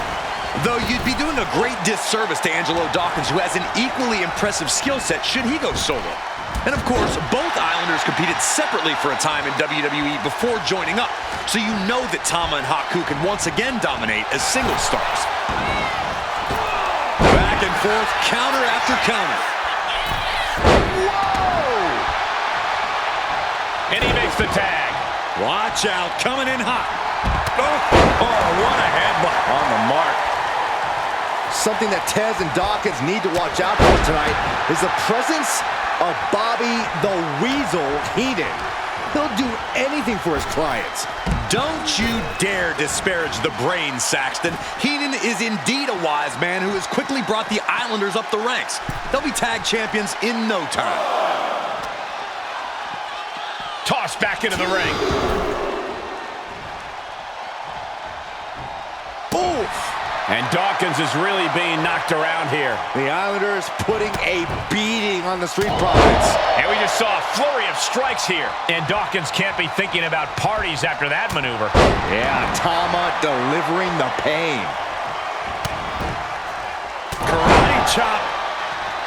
Look, I get that the Islanders are brutal, but when I look at Haku, I kind of see something royal about him. Are you kidding me, Saxton? Haku's a big, mean dude who loves to brawl. Nothing about him says royalty. Though Bobby Heenan does seem intent on taking the Islanders to the top of WWE, perhaps becoming king of the ring, is on that path. Tama with a devastating assault. This is where Dawkins will be tested. Gotta find a way back in this.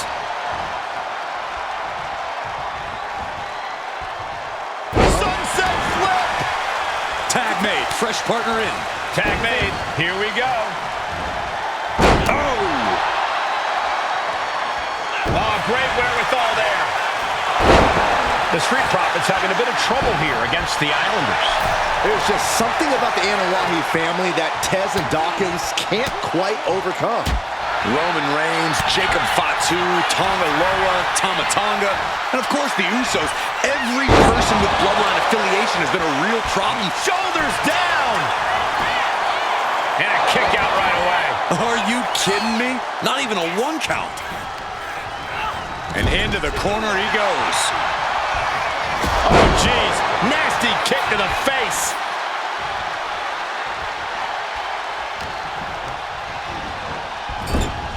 Running hip attack. What impact.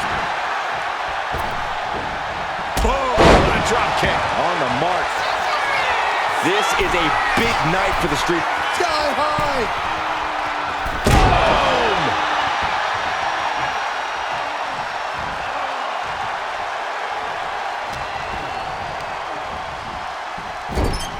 Gets caught by the hip attack. Looks to climb the top rope. Watch out! Elbow drop! And Montez Ford finds himself on the defensive. Haku just smothering his opponent with offense. From the top! Big time elbow. Taking a chance one more time and land. Does he have him here? He breaks the pin, keeping his team in this one.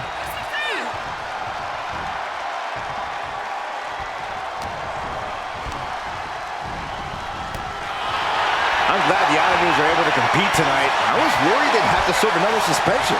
Oh, what a phony charge that was. Heenan and the Islanders did an amazing job as dog sitters, and they got punished for it. Then again, the corrupt president who handed out that suspension also vacated the WWE Championship for no good reason. Yeah, Corey, there's just too many things to correct you on there. Great sequence of offense from Haku. Somehow Montez has to turn the tide. In the corner, has to find a way out of there. Stomping away, and then the knee right into the throat. Then a knee right to the throat. Big knee to stop the maneuver. Dawkins is pushing back now. Yeah, Dawkins' survival instincts are taking over. Drop kick hits hard, lands harder.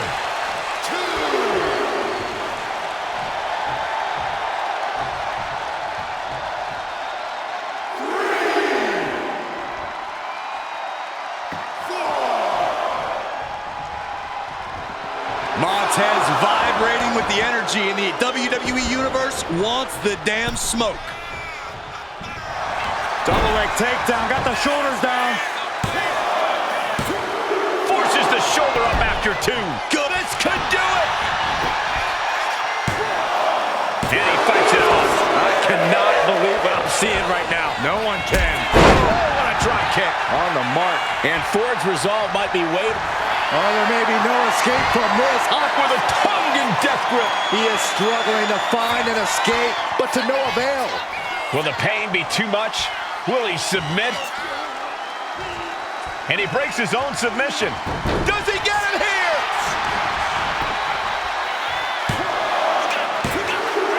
Just like that, he gets a fall.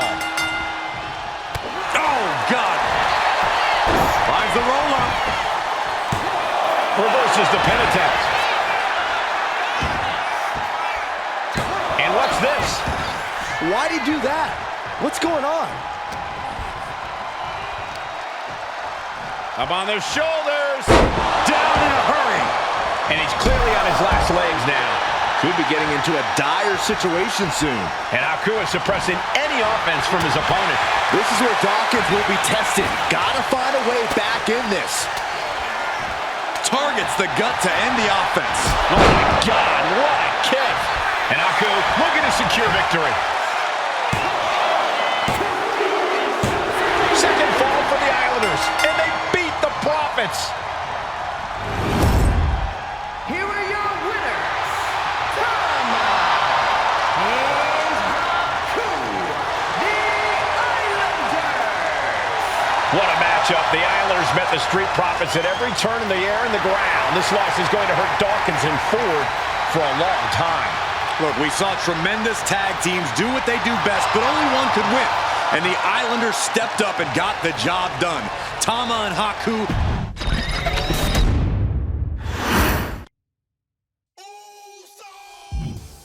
Met the Street Profits at every turn in the air and the ground. This loss is going to hurt Dawkins and Ford for a long time.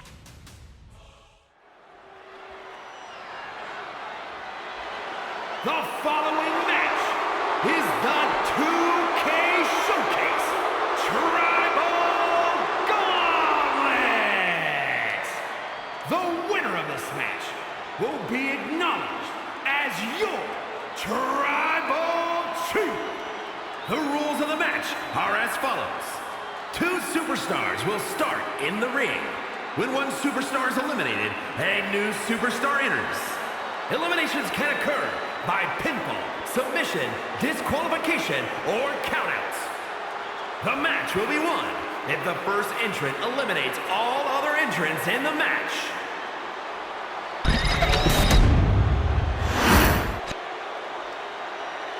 The Bloodline Gauntlet match begins here, gentlemen, with our first entrant. A superstar with a daunting challenge ahead.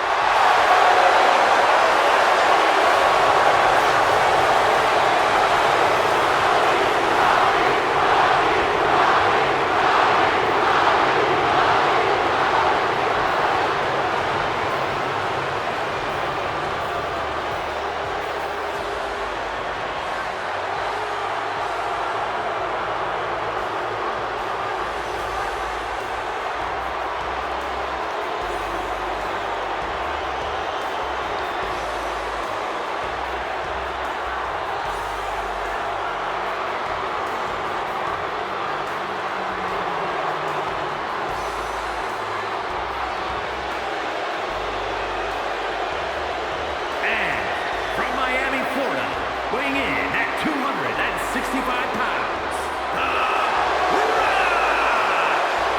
Grinding your way through the Bloodline?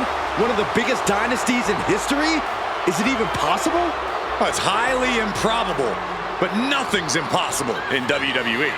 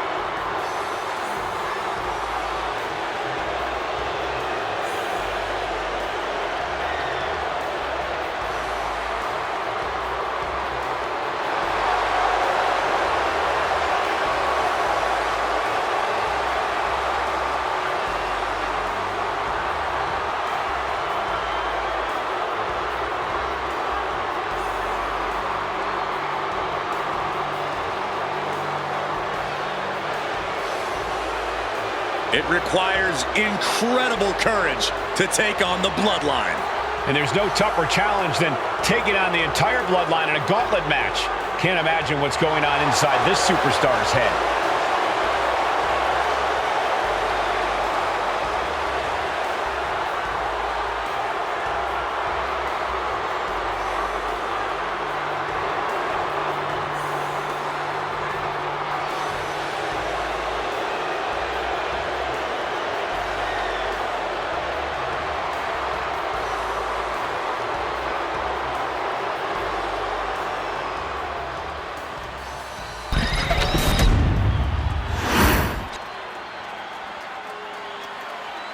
Wow.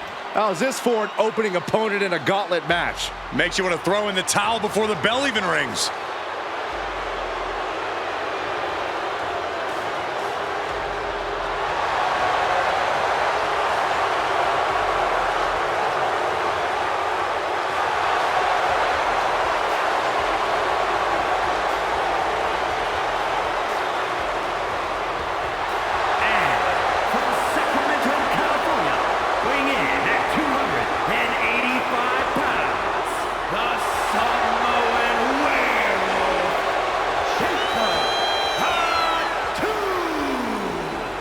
And on the other side of this first hurdle, just one of the Bloodline's most savage and powerful members. The Bloodline starting things off with a bang, looking to make short work of this challenger.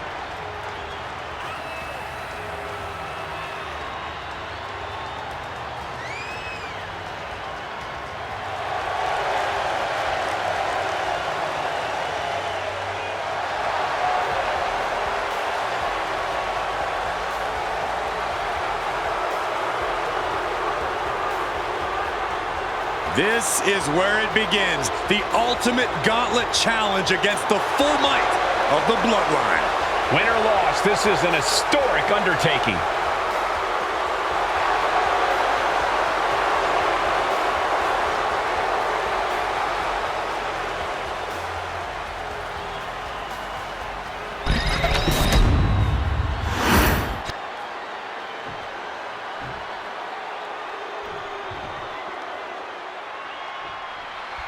It feels like it all has led up to this. A chance to place yourself at the head of the table. The proving ground is right here, right now. It will be a gauntlet containing a member from every branch of the Bloodline family tree. The odds are almost insurmountable. The road is treacherous, but surviving it will bring you immortality. And we know the lineup we are seeing tonight is exceptionally talented. Each one is capable of taking anybody to their breaking point. Yeah, but I think our prime challenger has a chip on their shoulder. As dangerous as this lineup looks, I do believe the most dangerous individual is the one who's taken them all on. Up on their shoulders. Down in a hurry. An overbearing assault on Jacob now. Jacob's being cut off at every pass. Boom with a DDT. Ooh, boom, what a kick. And he goes for the pin. And he easily stops the ref's count. And those kickouts are only going to get harder. No, nothing fancy here. Tasting victory. Backed up.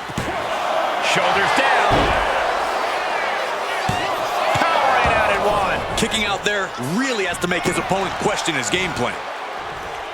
And we know there was turmoil in the family coming into this match, so much so they decided a gauntlet match was the only way to set the narrative straight. Let's call it what it is, Michael. The family wants to put this member in their place. Wants to bring them down a peg. To me, tonight reads more like punishment for having ambition. He could be starting to really struggle in this match. Many gauntlet matches have happened in WWE, but with this one being all Bloodline, is there anything special a combatant should consider?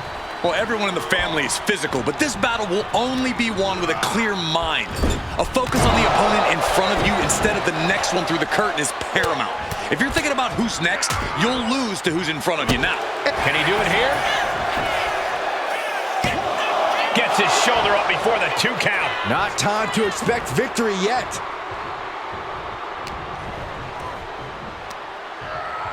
Up on their shoulders. Down in a hurry.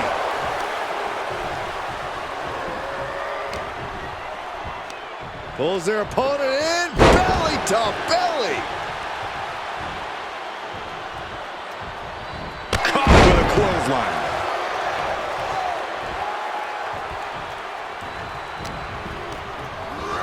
Sent to the corner. Clothesline in the corner. And a stomp to the gut. A consistent attack being mounted on Jacob Fatu. Jacob's having trouble assessing the situation. One answer after another. Neither competitor giving an inch. Kick to the knee. La Maestro cradle. Perfectly applied. Barely kicks out. This is going to come down to who wants it more.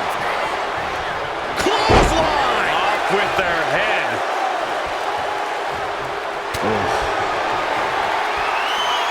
Haymaker after haymaker. Ooh.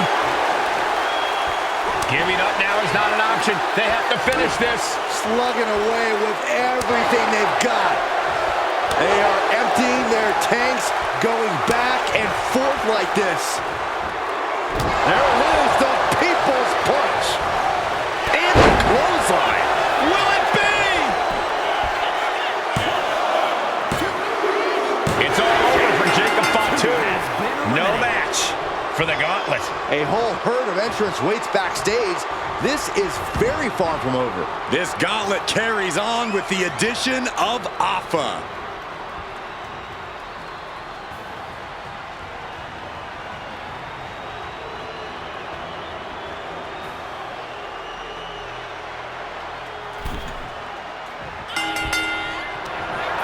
Here it comes. Picture perfect from The Rock. There's 2. What a kick out at 2. How about once he executed that, it was good night. You have to wonder how much more can he take? And guys, The Rock is not happy with that result. Thought it was over, but the kick out surprised him. Effective arm drag. And as cruel as this match might seem, let's not forget, this is family. And right or wrong, however a family settles their disputes needs to be respected. Into the pin attempt. There's 2, and a kick out. He really thought that was it. A referee unable to evade the contact there. Our official got caught in the line of fire. And it has got to be demoralizing just being tossed outside the ring like that. Oh, they can worry about their feelings later. Right now, they're making sure every bone's still in place. Oh, man. Inside out. The Rock is laying the smack it down. Absolutely. The Rock is breaking his opponent down. Down in a hurry. And let's not lose the reason for this match. The right, no, the honor to have sole possession of the seat that stands at the head of the table. Well, if you could... You doing here, Corey? The colossal clutch. He lets his opponent out of the submission. Yeah, but who knows what damage has been done. Looking to go up high. From the top. Whoa, look out. Took a leap of faith and connected perfectly. This could be just what they needed. What a reversal by Alpha. Excellent opportunity for Alpha to shift the momentum. It's time for Alpha to take advantage of a misstep and take command. Lift off. Oof, no way home. Up fast. Mind buster. Down hard. And there's the cover. He got him. Alpha's been knocked out of the gauntlet. There goes one competitor, but there's still plenty of time and plenty of obstacles left in this one. Oh, this is interesting. Umaga getting in on this gauntlet action.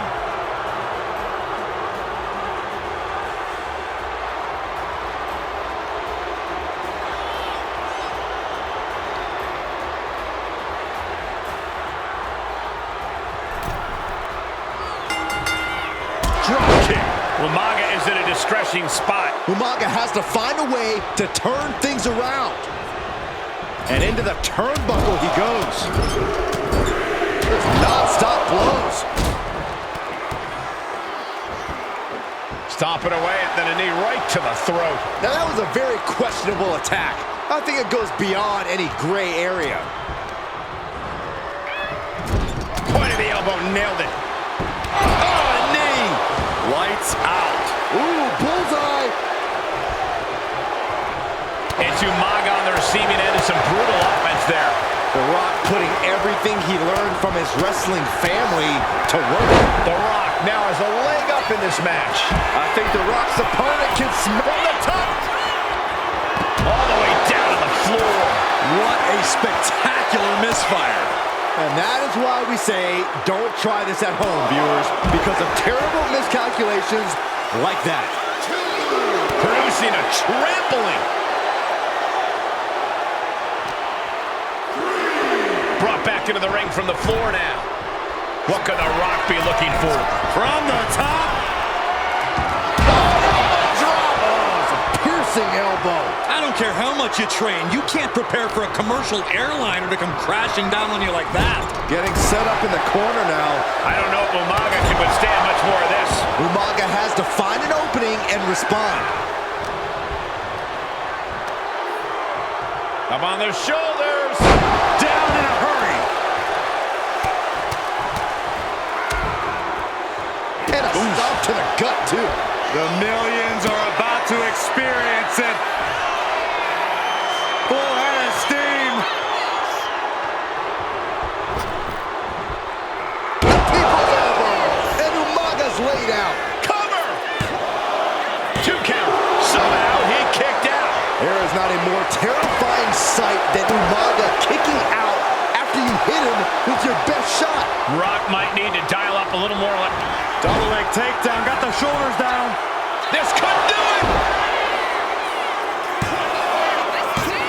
No, he gets the shoulder up. Almost inhuman at this point. The Rock, can you smell it? The Rock's opponent needs to know his role. Oh, clothesline.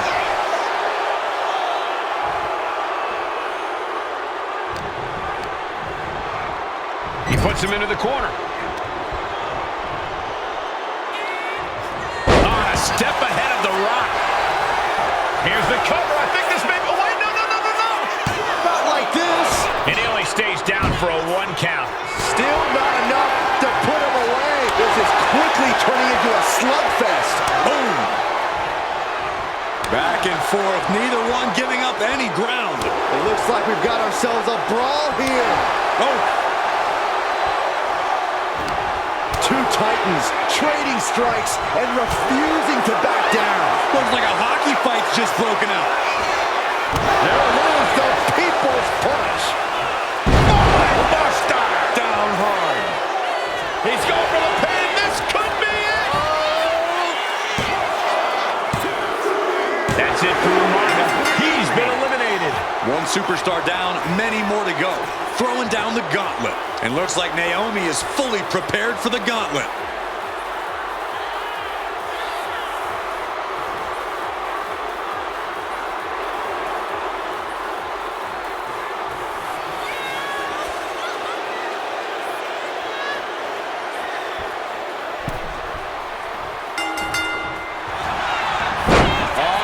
The schoolgirl! And The Rock quickly kicks out. It's a little early for an earnest attempt. Oh, he flips that around. There it is! Rock bottom! The Rock got all of it! Come on! 2. She kicks out. I don't believe it. I'm in shock. After everything thrown her way tonight, Naomi is still in this. The Rock is already unloaded with everything he's got, and it wasn't able to end this. You've got to wonder what else he needs to do. DDT! An overbearing amount of offense against Naomi here. Yeah, Naomi needs to reassess her strategy. Down in a hurry. And for all of Naomi's athleticism, she found herself unable to counter there. Yeah, as The Rock was taking the boots to asses mentality to heart there. Ooh, again! Climbing to the top. What's he thinking? From the top. Through the air. And connects. From ring post to ringside, risking it all paid off. After what we've seen so far, you cannot question the lengths these superstars are willing to go. The limits of physical exhaustion are being surpassed at this point.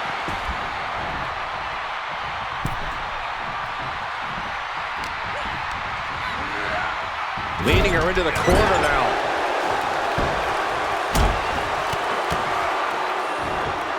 Stomping away. Just ruthless. She's being derailed here.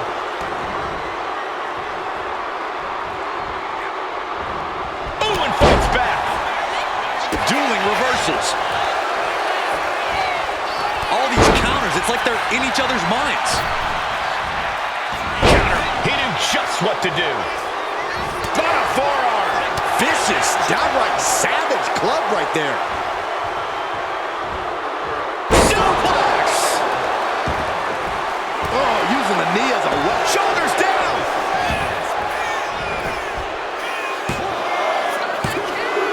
There it is, the end of the gauntlet for Naomi. A grueling road ahead. We still have 5 more entrants ready to go. Now entering the gauntlet is Tamina, ready for action.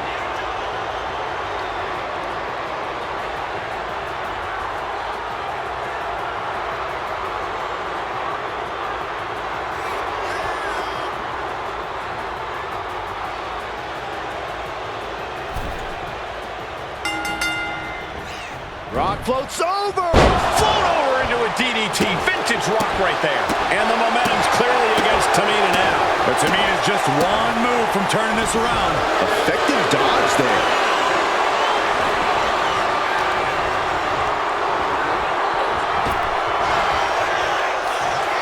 Here it comes. The rock bottom. Tamina's in crisis mode. 2. Wow, just barely making it out. How close was that? That was about as close as it could get without it all being over for her. Guys, even The Rock can't believe it. He thought that was that. Now the Brahma Bull is left searching for answers. From the top rope. Beautiful drop kick. And Tamina's confidence must be low after that attack. Yeah, that's the kind of offense that opened people's eyes to The Rock. Devastating flourish from The Rock here. And The Rock's opponent is looking like a jabroni. Buster! Down hard. Into the cover!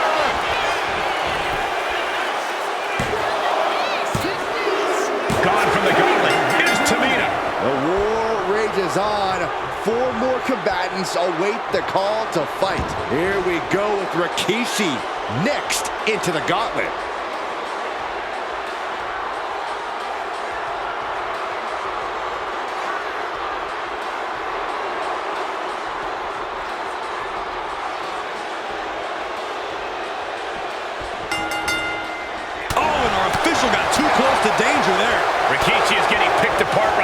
Yeah, Rikishi needs to reassess his strategy. And we can't overlook how devastating that DDT was. Stomp after stomp after stomp. No respect being shown whatsoever with those stomps. Put into the corner. What could be next? Running knee.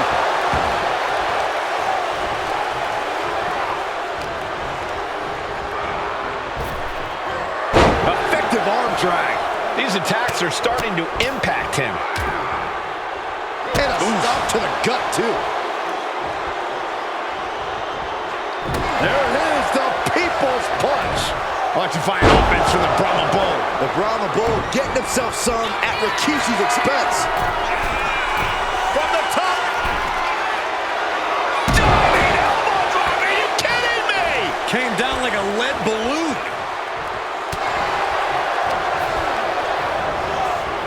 Pummels the shoulder.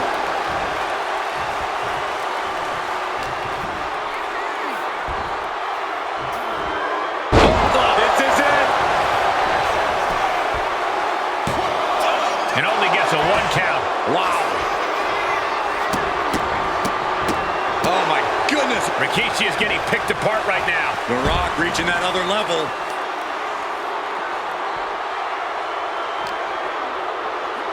And he slides him back to the mat. From the top.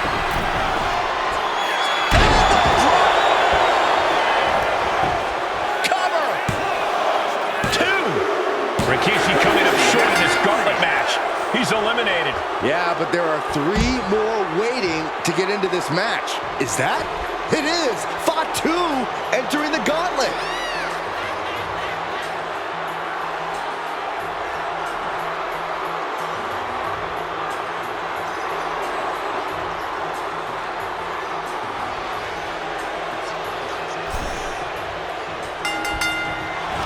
Take it over! Going for the win here. And a quick pin attempt. Reverses the pin. Shoulders down. 1 count and he gets his shoulder up. Clearly hoping for an early end to this one. Big clothesline. The millions and millions are prepared to experience. The Rock has this wrapped up. Is it enough? 2. He kicks out somehow. Are we sure that wasn't 3? Just about as close as you can get. The Rock reformulating his game plan. It was not enough to end this, so he'll have to move on to plan B. What a raucous crowd here tonight. The Rock taking complete control. And Fatu is looking for a solution.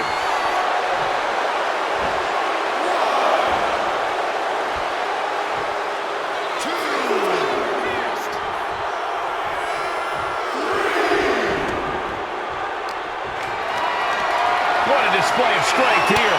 Trying to fight their way out of harm's way. Elbows to the jaw. Spine buster. Could lead to a big-time win.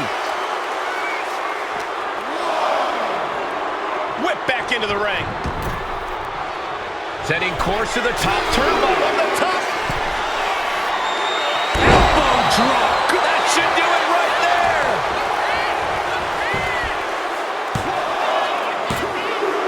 That's it. It's over. Fatu's taken out of this gauntlet match. And even after this next entrant, there's still another challenger. Here's Yokozuna, ready to shake things up in this gauntlet.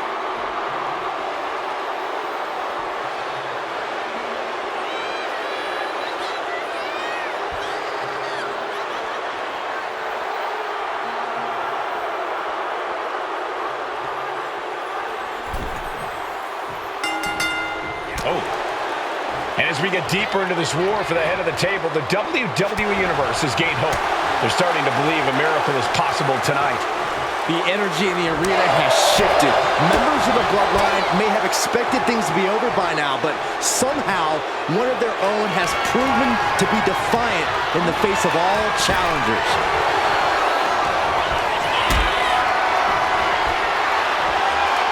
And Rock comes right. The Rock about to hit the most electrifying moves in all of sports entertainment. The Rock got all of it. Off into the pin. 2. Only 2? A behemoth like Yokozuna kicking out of that as does make you wonder what it'll take to keep him down. The Rock has cut some corners in the past, and he might be desperate enough to do it again after that kick out, guys. Here's the trademark intense offense of The Rock. Yeah, now Yokozuna's got to turn the momentum around.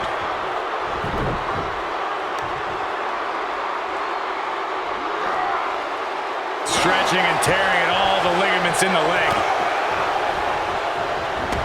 Into a dragon screw leg whip.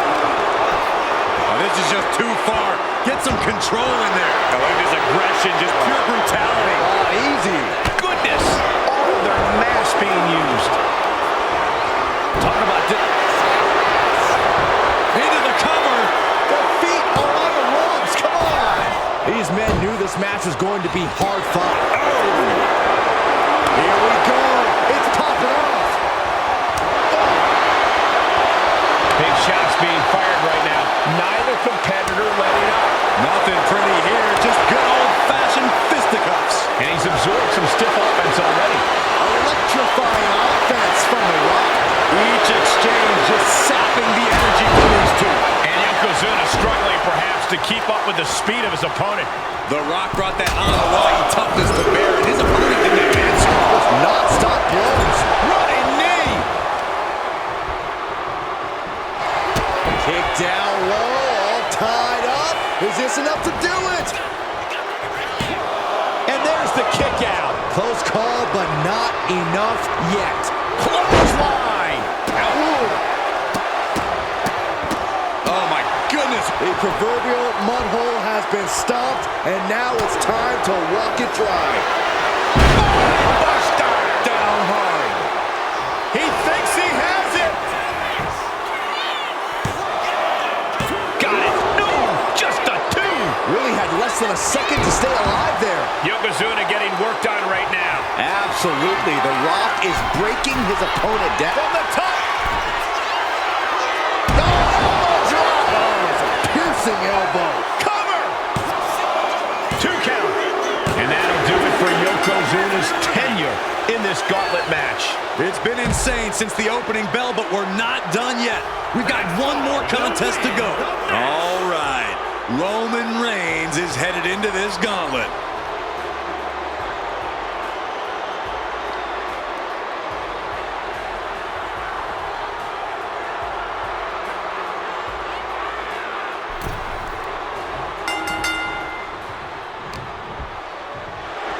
A snapmare by Roman Reigns. For good measure. One final adversary stands in the way. The road has been tumultuous, but the finish line is in sight. Finish the job on your fellow brethren, and there will be no... There it is! That is what it takes to topple Reigns. 2. Oh, he gets the shoulder up before 3. Reigns able to get his shoulder up, and I don't know how many more times he can do that tonight. It isn't over yet. The Rock has to find a way to persevere right now if he wants to end this. I don't know about you two, but I can bear... What more can this superstar do? Reaching deep into the arsenal. This could end the entire match. From the top floor. Superplex! You really have to throw caution to the wind to even consider hitting something like that.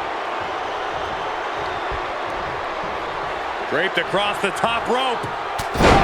Clubbing forearm.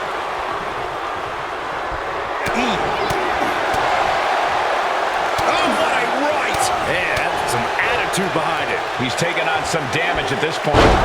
Whipped over in a snap suplex. Momentum completely in the corner of The Rock. Roman keeps getting cut off at the pass.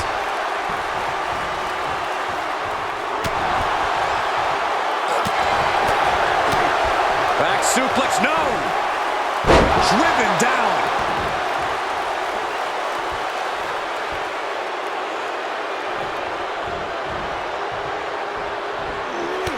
Textbook jumping clothesline. Oof. Wait for it the whole time.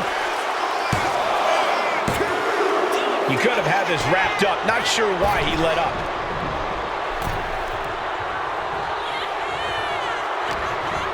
What's Reigns about to manufacture? And there's the Umaga. Landed them. Working on the leg. Reigns comes up short on that attack. The Rock has his sights on dethroning the Tribal. There it is! Rock bottom by the People's Champ. Rock got it. I think it's over. 2 count. The Rock for the win.